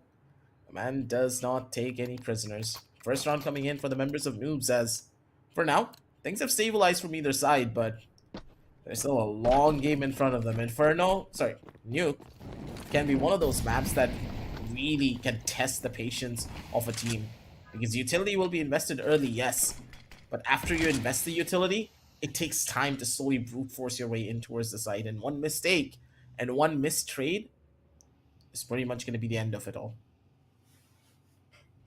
well, Noobs are buying time at this point, Aggie. They've utilized every single smoke at the dispensary. 18 seconds being bought towards observation, and soon as the smoke dissipates, it's gonna be Nightmare getting the first, but look at the frag, equally good, and Mercy 2K! Mercy. This man is all across the map. The first swing with the nade, didn't even have to invest his time, just threw it casually, got the frag there. Very good presence of mind, and the second one was absolutely beautiful. Spots the head, through the glass mirror, gets that frag, and it's done for. Oh, this is good. Has to be good, it's burning! He gets the frag. T-Rex, it's a 1v1, Aggie. What do you think will happen here? Nightmare is panicking slightly here. Slow walk up, T-Rex. He's in such a good spot. He can spot on the head of the player over at the corner. And he's able to do it all. This T-Rex, he just needs to wait now. I think he's lost a little bit. He doesn't know exactly where. Oh, he found the bomb. Never mind. They want to find the catch on towards this. And I like this. The discipline that the members of Noobs are showing is what was missing when it came down to that first map, right? Now that they finally figured out what discipline is and what they need to really exercise for a couple of these rounds, Arcane Aces are having a really difficult time trying to find loopholes in a lot of the defensive setups that they're going in for. It's all about the patience, Aggie. It's all about the patience. They're not patient enough to get that round onto their name. They're not waiting for the utilities to be dispensed from the corners of Noobs. And they just want to rush in towards the side. This is a very smart approach. One just holding that angle so preemptively. Did get a frag there. T-Rex got a bit excited, wanted to get the information, and he has to pay for his life. Watching Abyss, the healthy one out here. He's the only one who can take the fight. I'm sorry, my bad. Both of them are way too low on HP. But it's just that the man count advantage is one thing which can establish the perfect cross onto Mercy 2K. Did go in for those shots, but HP, it is slowly depleting on Flash just to make things worse. But watching Abyss, even though he's blinded, he knew what needs to be done. Peeked, got the frag, and it's all of a sudden an equalizer. An equalization is one thing, but even if you do have a perfect timing going into it, it's not going to be that simple now, is it? Utility now being bought up by Noobs here to try and hold down the line a little while longer. But in my opinion, setup-wise, the members of Noobs, once more, they are being overly aggressive. I don't know what happens to them from time to time, but there are moments where they just have a tendency of being a little bit too overly aggressive, or maybe they're a bit too defensive. Especially in that last round, right? T-Rex just... Yeah. Like, I have no idea where he went. He was way too aggressive for his own good. And I understand you have a pretty powerful weapon for those close proximity fights, but you can't always rely on it. Maybe an XM could be coming out next from T-Rex because, yeah, I love the Max 7, but if you can get an XM, it can be a nightmare fuel for your opposition. T-Rex this time, he's going to be holding very close quarter fights, you know. He's just going to be waiting for the enemies to barge in and then showcase his prowess with a shotgun. Let's see if that's going to be the case. Because every single time we see T-Rex, he's the one being aggressive, overextensive, trying to get that information. And in the previous round, like you mentioned, there was no benefit there for his overextensiveness. And Nightmare punishing 2K for his mistake to peek in such a long range against an AK-47. So that's right, you have to bite the dust. A post-plant scenario being created right at the footstep of T-Rex. But will he be ready? He did get that first frag here with the shotgun. But unknown with the position of where the second player is gonna be catching him off guard. Arcane Aces, man, it's like the ball is rolling from one corner to the other. The rounds are coming in, going out. This is not beneficial for both the ends, you know, Aggie. I mean, the economy is absolutely going to be in tatters at one point when all of these constant swings are going to happen. What? T-Rex won that? Yeah, I mean, I don't know what to say to him. That man had a test of fire and he won. The man puts the trial by fire name to shame. Sniper positions known, but T-Rex, what you looking at, buddy? Comms, man, comms. You gotta listen to it. He's in a pretty horrible spot now. It's Mercy. Not really the weapon that you want to have in a position like this, a Nightmare. A casual readjustment just shuts down Mercy immediately. 5-3 as once more we do see the members of Arcane Aces going over to the CT side, mind you, for this particular map, with the lead from the Ts. That is a huge change-up, as the members of Arcane Aces are now, they're the ones who are in the driver's seat. If they're able to win out on this pistol round, their victory is pretty much set in stone. Yeah, we have said the same thing, Aggie, for the previous map as well. I mean, talking about Vertigo, we did see that it could have been a bad nuisance for News, but unfortunately that didn't happen.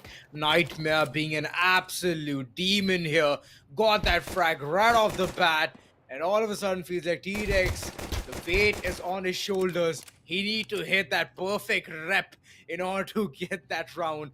But with just mere 4 HP, it's gonna be a dream for him to overcome. Especially against Nightmare. Rough start for him when it came down to map number 1 and map number 2. I think I did an unintentional punt that I'm not aware of. I gotta rewatch this later. I have no idea I made a punt. But it's just no Mercy. He didn't like my pun. He just went straight in, got a few kills with the Tech 9, and T-Rex kind of, again, being a bit too overly ambitious. Hanging out now inside of the control room. Mercy. He's gonna try to go for this clutch, but the MP9 is just way better on these close proximity fights. Even if, let's just say the Tech 9 hits Nightmare in the head, he's still gonna be fine, and the MP9 is gonna shred through Mercy 2K in seconds. Either he's able to find the first two taps immediately, or he's lost. True that, true that. Like the poster right there says, keep clear.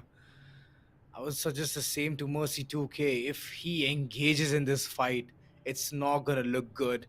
But it's that post-plant scenario which Nightmare is just waiting for, that click, the tap of all of those numbers onto the C4. Did retrieve it, good nade there, pushed back Nightmare to a corner. What is it gonna be, Mac 10 or the SMG? Which one is it gonna be? Oh, this is dangerous. Oh, Nightmare. He didn't expect him to go in for the full plan now, did he? Mercy. Timing's there, but yeah, that's just the MP9 for you. Better run and gun accuracy, more damage at range, plus he has more HP. You know the jazz. Arcane Aces, 73. As noobs, they're probably left scratching their heads here, but a little bit happy too, because even if this goes into the deciders, right, Azora, we're going to be heading into Overpass, which is the map that the members of Noobs did win. They're not worried per se, but it's just that it's going to be so comforting for Noobs to win this map here and right here. And they don't have to take the entire hassle of going towards Overpass and then having that peer pressure situation. But Nightmare is absolutely stunning with his performance. Little bit of an overview. We did get to see the entire map. Lovely. Thank you very much. And right now, Nightmare is just being absolutely perfect in executions. P90, all right, it's a much better weapon than the MP7. So, okay, I'll give it right there. For now, though, Arcane Aces at the home stretch to try and get this last round into the ballpark for it all. He's waiting down over towards the corner. It's gonna be T-Rex who has the better weapon for these long-range fights. He's gonna be able to survive. But Nightmare, he just did everything by himself. It was the show of Nightmare, ladies and gentlemen. I want to see the scorecard for this guy because he was an absolute treat to watch. Didn't miss a single shot. He was hitting headshots all day and all night. And I feel bad for calling him out for the last 3 games because this one match was just his show. Well, he heard you, Aggressive. He heard you, Aggie. The moment you said, Nightmare, you gotta step up, this man has been an absolute treat. The way he was just having those movements here and there, I mean, thanks to the recent update as well, the patch notes have made things very smoother for all of the players. And that kind of movement, he has already mastered it. And that's one thing which I believe is helping him out.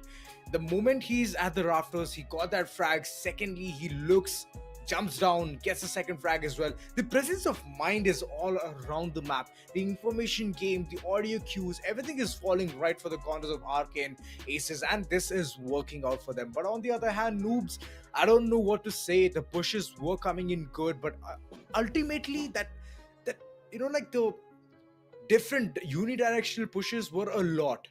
So that actually hindered a lot with them moving in towards the side, going in for a post-plant scenario. Those utilities game, like you mentioned, in this particular map is not going to be that great, and that's one thing which they just ignored. If they would have actually implemented it, they would have done something about it. It would have been much easier for them to get this map as well, but it is what it is. And yes, kudos to Arcane, the way they have just gotten this round, this map.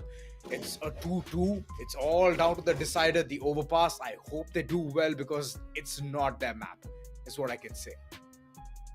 It's going to be tough, especially to see which side they're going to be landing upon. If they do win out on this particular roundup and they are able to take the CT side, they need to make sure they win out on the pistol. They need to get pretty much, I don't know, maybe 7 rounds at the bare minimum on their own CT side to even have a chance on that T side. We're going to be jumping down over to the scorecards just to see the Nightmare show. I don't think I need to break down anything here. It was just Nightmare being 50-4. It was a Nightmare moment. On?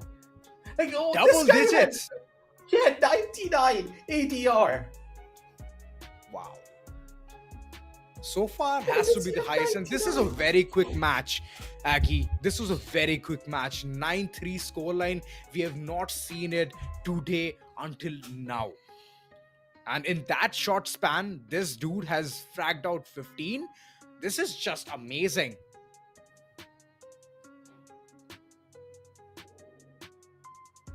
If he carries this momentum over towards the 5th and final map, right, I think Arcane Aces have it in the bag.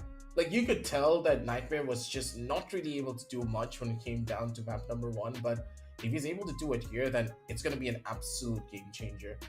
I'm hoping that he is going to be that particular player that we really highlight upon moving forward, but then again, when you go into a map that your opponents have already beat you in once, you know their strategy, so you're able to adapt into a little bit more of a different light. But Overpass is one of those maps that you don't really have a lot of adaptations to do as well at the same time, right?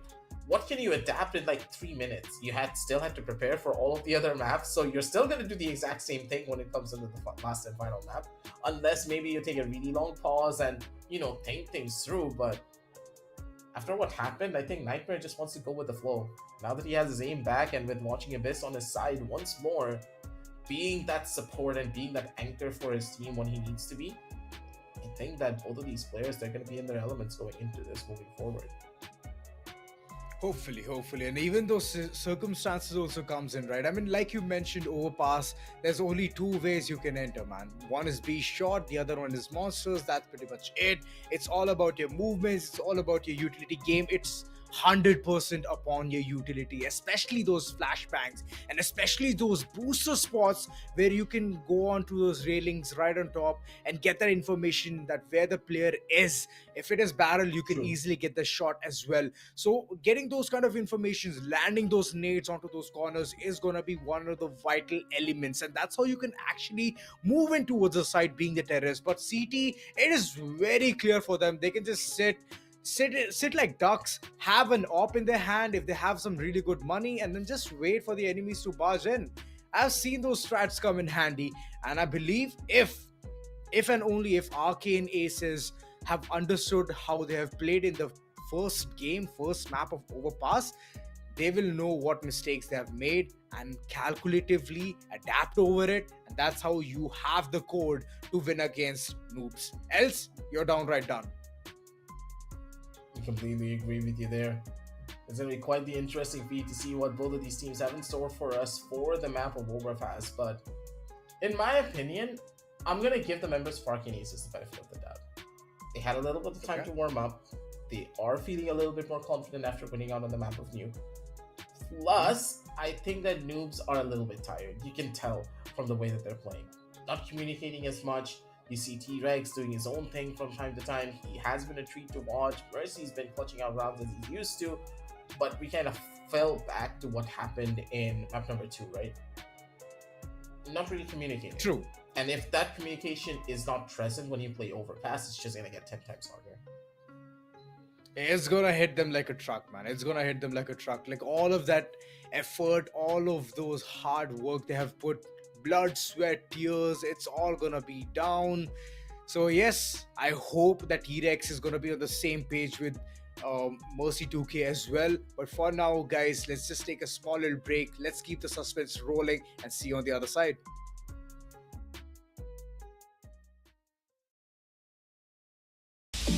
It's about staying nimble and focused, ready to take on any challenge. You got this. Stylish outside, savage inside. Lenovo Legion. AI for ICANNs. For I Got This. For cancer fighters. Food providers. For dreamers. Storytellers. For game changers. We're making AI for all.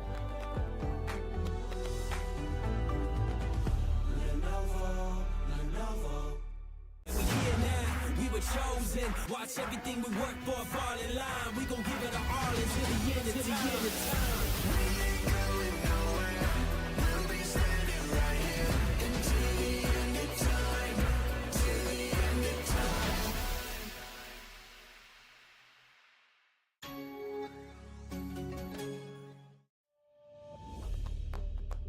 At Lenovo, we believe AI should live where you do. On your shop floor, sales floor, front desk, teacher's desk, home office, corner office, oh, and on your commute. Beep, beep. AI should be personalized to you, always responsive and always protected. So we all can be safer, smarter, healthier, happier, more productive, less stressed. AI should be at your fingertips. We build and deploy AI solutions at the edge of the network and on premise, so they're immediate, private, and tailored to your business. And with the widest range of products and partners, we deliver the computing power to take on even the heaviest AI workloads. Because we believe AI should come to you and be built for what you need. Available to everyone, everywhere. We're making AI for firstborns, first loves, for ICANNs, for I Got This, for cancer fighters, food providers, for dreamers, storytellers, for game changers. We're making AI for all.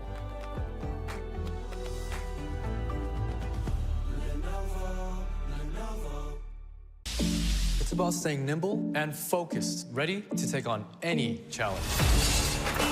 You got this. Stylish outside, savage inside. Lenovo Legion.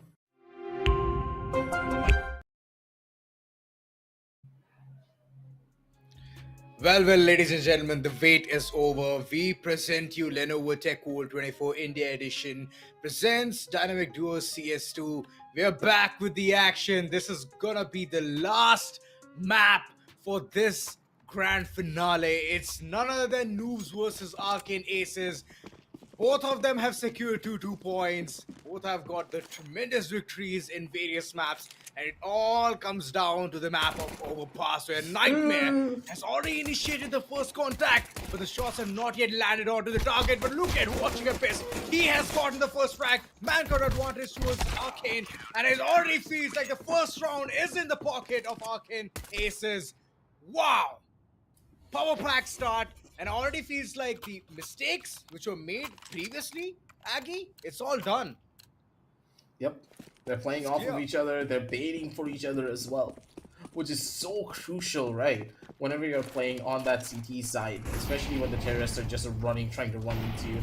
Plus, with the mollies now coming online, things are just not looking that good here in the long run either. The Tech 9 not really able to find a lot of value in this particular round, as Nightmare and Watching Abyss get 1 piece each. 0-2, as once more the members of Arcane Ace is still in the driver's seat for it all. But a smart save coming in, semi-buy coming in, sorry, from the members of Noobs in that last particular round, allowing them to buy into Galils. And the Galils can go toe-to-toe, mind you, with the rifles that the CPs have on their side.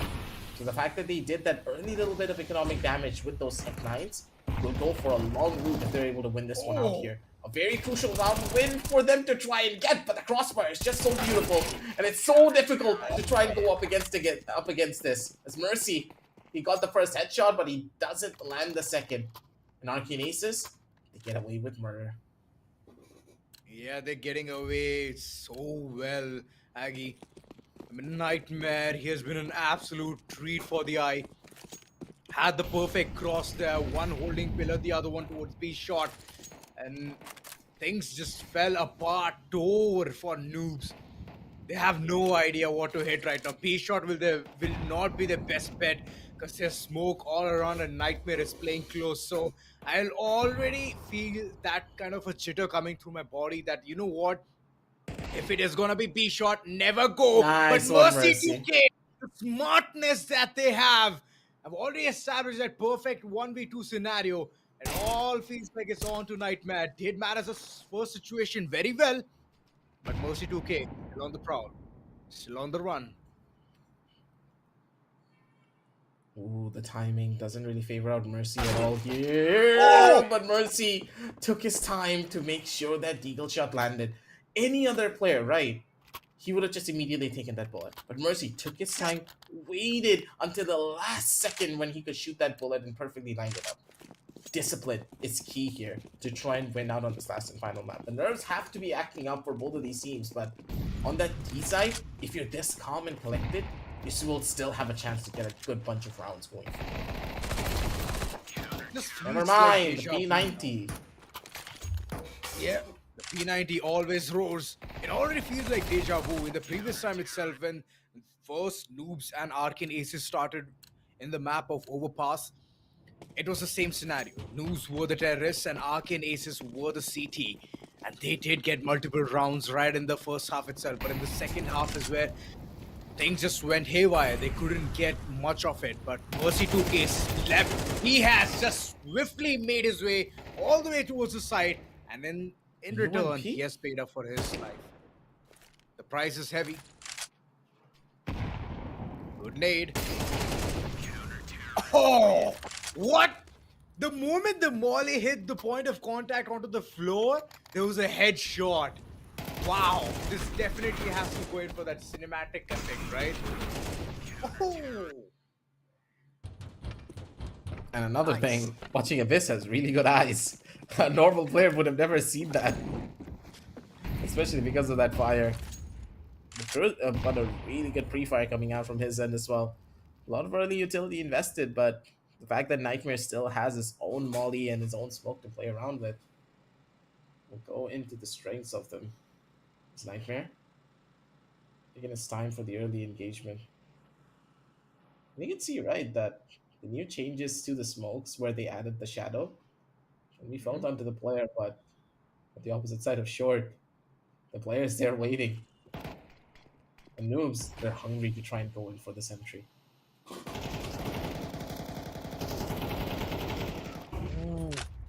Through the smoke, all these shots have actually landed, and it is like a punch.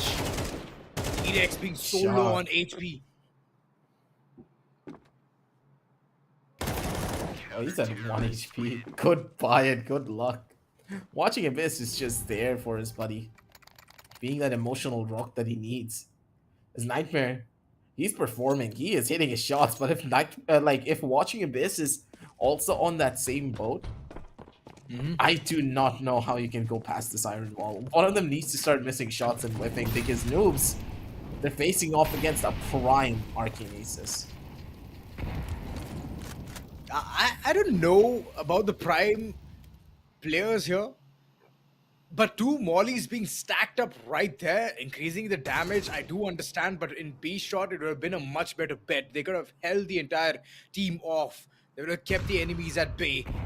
Lose this time, they want to get some information. They have again stacked up themselves in that corner onto the railing, taking all of that information, but nothing in return. It's just like a giant Jenga. And soon it's gonna crumble. Mercy 2K still hanging onto the cliff. Did spot a player, got the information. Right now it's all about executing flashes. It's one of the best friends for them. But looking at the way T-Rex is gonna be swinging, seems like it's a bad time for them. 1-7, and the first half is so heavily inclined towards Arcane Aces. They have literally worked upon all of their mistakes.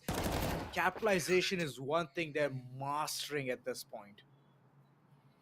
2 more rounds and they're going to be able to take this one away and also the trophy home with 75k, mind you. So, a really tough call overall for the members of Noobs to try and get away with. Indeed.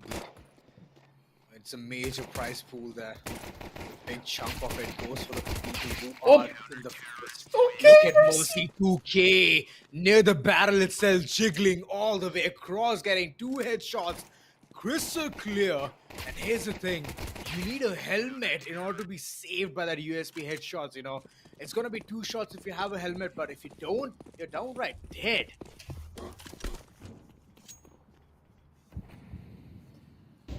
I feel the pressure of this one as well. Just 2 rounds is all that they need to try and figure this out. He's watching Abyss. Tech man in hand, knows one of the players. Proximity over towards the corner! And Mercy's gonna come in for the save. T-Rex nearly lost his life there, but it's Mercy to fall back on. As Noobs, they get another round and a little bit of a saving grace, but they still have a pretty steep climb to make their way up towards the 7-7 score line to equalize things out. Opportunities there, but to execute it properly, now that's a completely different story. Right off the bat, the utility game is so strong, Red Aggie. Like the moment you see it's red all across Monster, you cannot trespass that area until you have a permit. And that is only if you get some really good frags. But look at the mollies trying to flush away the players from the corner of barrels. No more cheeky gameplays is what they say. And T-Rex with the FAMAS, even though the opponents were low on HP, he tends to capitalize that like a boss. If that molly landed a little bit more towards the left, it could have been the biggest difference maker, right? Completely catching off the player that could have played in towards water. That angle towards ramp is so difficult for the terrorists to break into. A couple of early spam shots coming in from Abyss to maybe catch out a little bit of an over-aggressive player, but they're hoping for a little bit too much here. It's Noobs. They're taking their time. They are not even playing aggressively whatsoever. Take it slow and steady because knowing the members of Arcane Aces, they're banking on the fact that one person will be overly aggressive here. And if they get caught, they're done for. Ooh. Oh! There was a swing and a miss from the corners of T-Rex, but Mercy 2K makes sure what he has initiated, what damage he has done, he will get the fruit for it. And Noobs, with a blink of an eye, look at them. They've already climbed halfway through. 5 and 7. Arcane Aces don't know what to do at this point. Scratching their head is what I can say. There's one lineup coming in, and that was a good one, with the nade popping right from the tracks. Still, not enough damage. Good molly. It is going to be burning Mercy 2K to crisp. Mere 24 HP is what he is left with, but he'll do the damage. He's continuously just doing one thing, damage, day in, day out, and T-Rex this time steps up. First it was Mercy 2K, now T-Rex. It's like they're having the perfect, like a brain which is Symphony. united at one point. Yeah. They just harmonize with each other. One person swings out and another one's going to be able to hit the shots. The FAMAS working its magic as well. It's the T side, right? The T side off overpass is just so hard to do anything on this particular hold. Like, even if you have utility, it's just difficult, right? And here in these type of situations, it's a single choke point, and Mercy's just going to the shooting range. He swung out, he got 2 kills for free, 7-7, they equalized things out, and Noobs, they could just be the one to take the prize pool away, and also the trophy back home. Oh, I wouldn't want to jinx it so soon, Aggie. I want to wait till the end. Arcane Aces might have some trick up their sleeve. At this point, Noobs is just bringing all of those frags in, no matter what the condition is, what the situation is, whether it's been smoked, it's been mollied. They don't care. They just want to shoot through. Mercy 2K, man. That guy is a menace to the society. And I'm not going up against him, man. I'm not. The moment I see Mercy 2K in my opponent, I'm just going to disconnect. It's that bad. Yep, and you can see exactly why. He's not missing when it comes down to the headshots. Good chunk of damage also being given towards the T. He has the angle, and he just needs to hit one bullet to finish him off too. He doesn't have a choice. Nightmare needs to swing out because he's just stuck in that corner otherwise. And Mercy just waited for him. 8-7 on the scorecards. One more round away for the members of Noobs to just take this one. Or for Arcane Aces to possibly grit their teeth and possibly clutch out a round here to send this over onto overtime. If Arcane Aces are able to get this to overtime, they have a high chance of doing this. They can do it, but it all depends on this one factor. And Noobs, do not play overly aggressive. Just wait it out. Wait out the utility from the T's, because as soon as the utility runs out, you're going to be the ones to win, because the T's have a lot more powerful positions in comparison. The CDs have a lot more powerful position in comparison to the T's, who are just running in through monster. Single choke points are a huge problem on this map, and that's what Noobs are doing. That's what Noobs are actually capitalizing on, Aggie. They know what the weakness is in this map. Oh, this is bad. Just the two choke points get that information. T-Rex, hello? Oh, but a good flick there coming in from Nightmare. The shadow. To isolate that shot. Yeah, he saw the shadow. He shot. He got it. And it's 8-8, ladies and gentlemen. We're going to see the second overtime. And this is absolutely beautiful. A treat to the eye. And looking at the way Noobs have just capitalized, they have overcome such huge hurdles. I believe they're already winners in front of my eye, you know.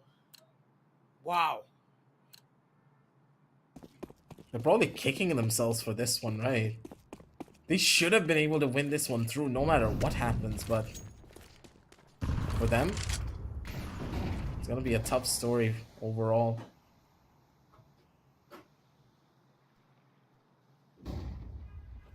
Nightmare. Arcane Aces were just finding a mistake. And the moment T-Rex pushed towards B-shot, that was the biggest blunder they could ever make or create in that scenario. And that flick, my oh my, last moment, and Nightmare, he's an absolute treat. We've been telling so many things about this person, and he is living up to all of the expectations.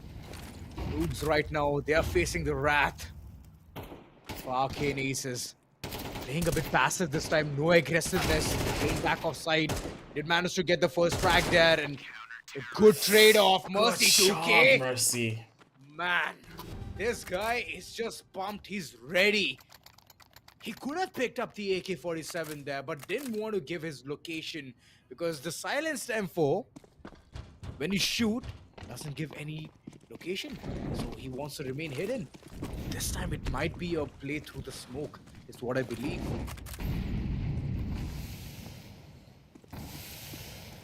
There's a good chance for him. At the end of the day, Arcanesis is just looking for one round, right? If they're able to establish at the bare minimum of one round and then go into that CT side and just are the ones to hold, they're golden. Oh, survival at this point, a nightmare. The movement god himself just jumps down, crouches, shoots the T-Rex straight in the head. Oh my god. The Apex Predator becomes the one who gets hunted. It's Mercy. Fish out of water. Not going to be able to do anything there. 9 to 9. As the side swap comes in. And here is where noobs. They need to start praying. They're going into the T side. Up against Arcane Aces, who have a phenomenal, mind you, CT side for this particular map. Ooh, this might be the mistake, which is gonna cost noobs the victory. I'm hoping there are gonna be many more rounds coming for the T-Rex. I mean, he's making mistakes constantly, being towards B shot, aggressing way too much. Unexpected entries, and then it's over and over. Nightmare just getting those shots. His flicks are so on point. That's gonna be a problem for noobs. Playing it slow, making all those utilities go to exhaust. Noobs have 2 smokes, 2 flashes, 1 molly to work their way through towards the site, and I believe they're gonna be capitalizing this one.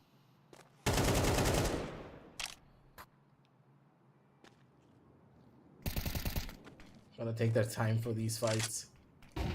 As you can already tell that watching Abyss. He spotted out the first player, low HP on the department. It's all up to T-Rex. He's walking up. No, the timing not in his favor. They're holding down the angle. They know exactly where he is. T-Rex. Everything was almost served to him on a silver platter, but snatched away at the very last second. The final feast for him could just be lead instead, as the bullets could be raining at any second. He has nowhere to go. And if he finds the shot, they didn't spot him. Wait, the timing is horrible. And watching Abyss just catches him on the best moment. 9 to 10 and one more round, mind you, for the members of Arcane Aces to take away this game. To take away this series. And to take away 45k back to their bank.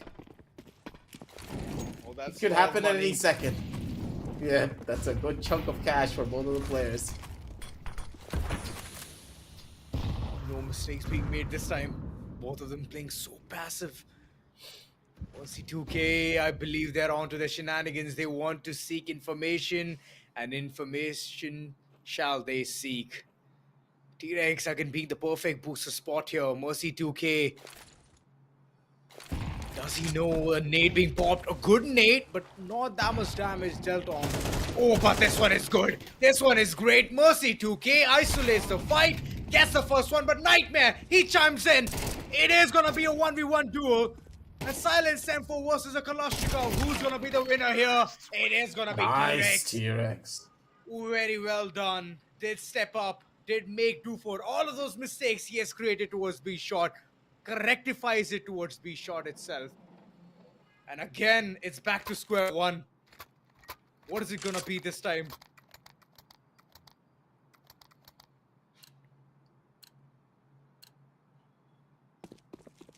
Could go either way here.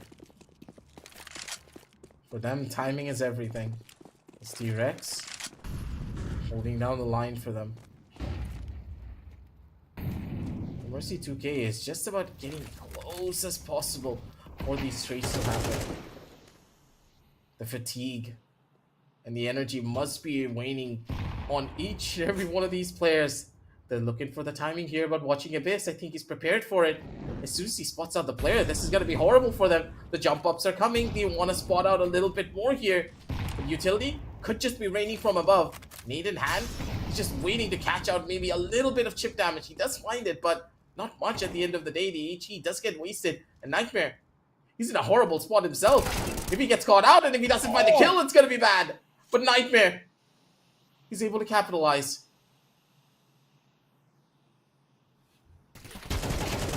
That's a Slow positive turnaround thing. as Rex. He does get it.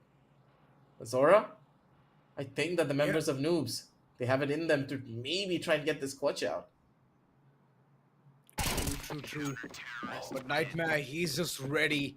Having those off angles is always helping him out and capitalizing, like you said. If he couldn't, he would have been so mad onto himself. But nope, that was not the case. Got the perfect, fine first frag, isolated it. And even though Noobs were inside the site, they couldn't do much because the last player was unknown.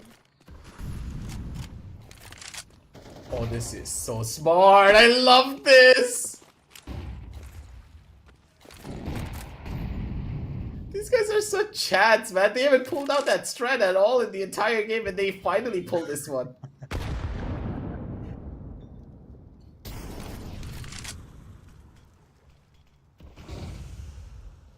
T-Rex slowly marching his way through.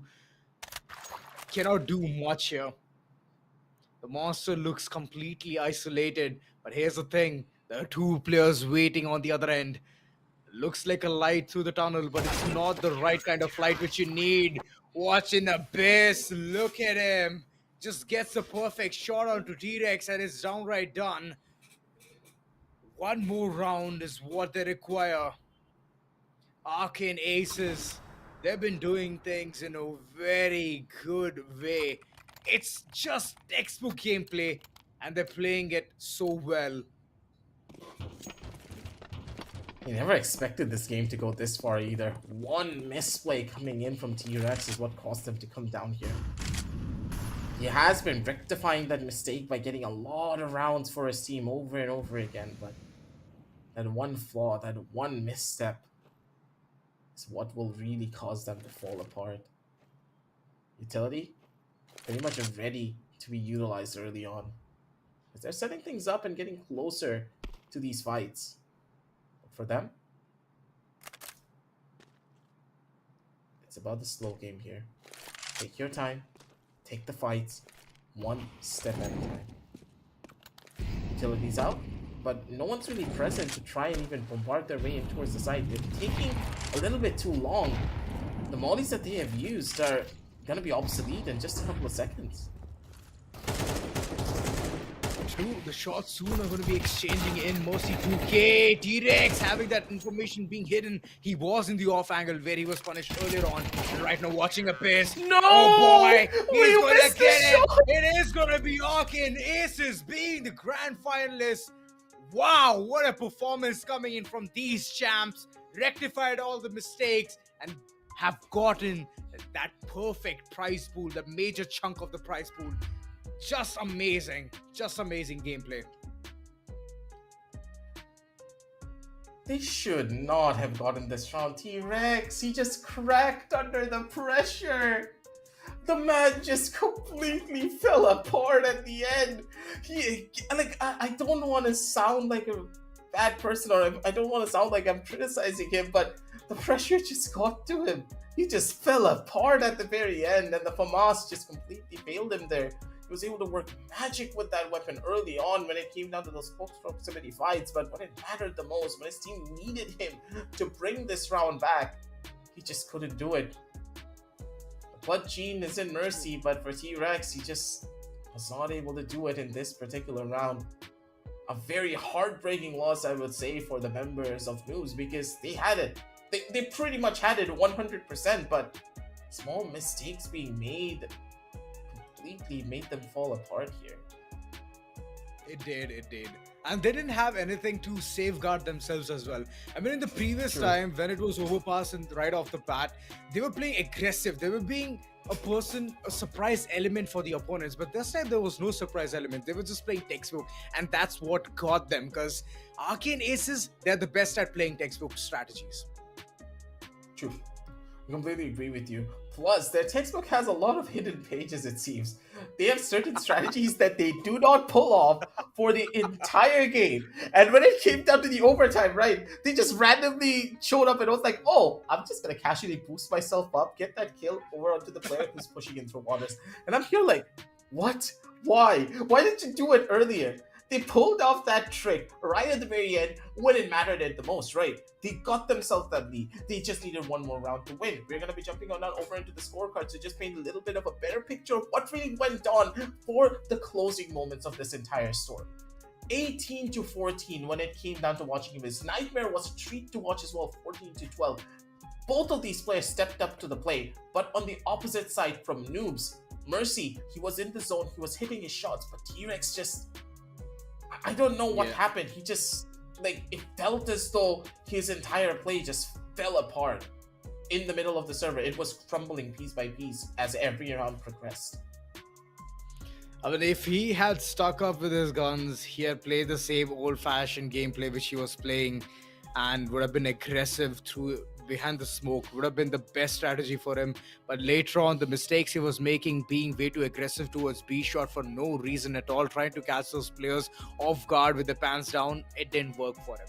He was just straight up being shot right off the bat. I don't know what was going on. Nightmare, he has certainly done his aim training, aim practice, and all of the time which we took a break with, and he just came back stronger and harder, and that's pretty much it. The entire story, just nailing Noobs to the coffin of second place and themselves to the high horse and number one. Yep. That is a victory that they can be proud of. Arcane Aces, it was a long journey for them to come out here. And Ela Policia was a squad that they could have lost against, but the fact that they did take this win pretty much cemented them as the victors of the Lenovo Tech World 2024 India Edition presents Dynamic Duos CS2. It was a lovely story and a lovely journey for us with you guys, and thank you all for joining us for this one as well. Make sure to check out the links down below in the description to check out all of the deals being given out by Lenovo. And even though the Tech World is going to be ending out soon, you don't have to miss out on the deals because sponsors, they got you covered. Links down below in the description. But for now, it's going to be your boy Aggressive with Zora signing on off, and we're going to be seeing you soon with a lot more action. Not for the Lenovo Tech World 2024 India Edition presents Dynamic Duos CS2, but a lot more tournaments down the line. But good night and happy gaming, everyone. It's about staying nimble and focused, ready to take on any challenge. We got this. Flash outside, savage inside. Lenovo Legion. AI for ICANNs. For I got this. For cancer fighters, food providers, for dreamers, storytellers, for game changers. We're making AI for all.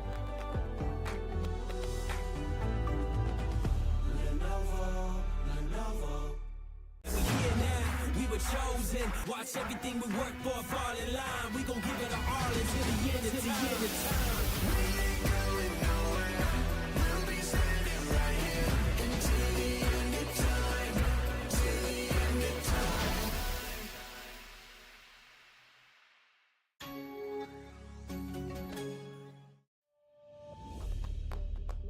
At Lenovo, we believe AI should live where you do. On your shop floor, sales floor, front desk, teacher's desk, home office, corner office, oh, and on your commute. Beep, beep. AI should be personalized to you, always responsive and always protected. So we all can be safer, smarter, healthier, happier, more productive, less stressed. AI should be at your fingertips.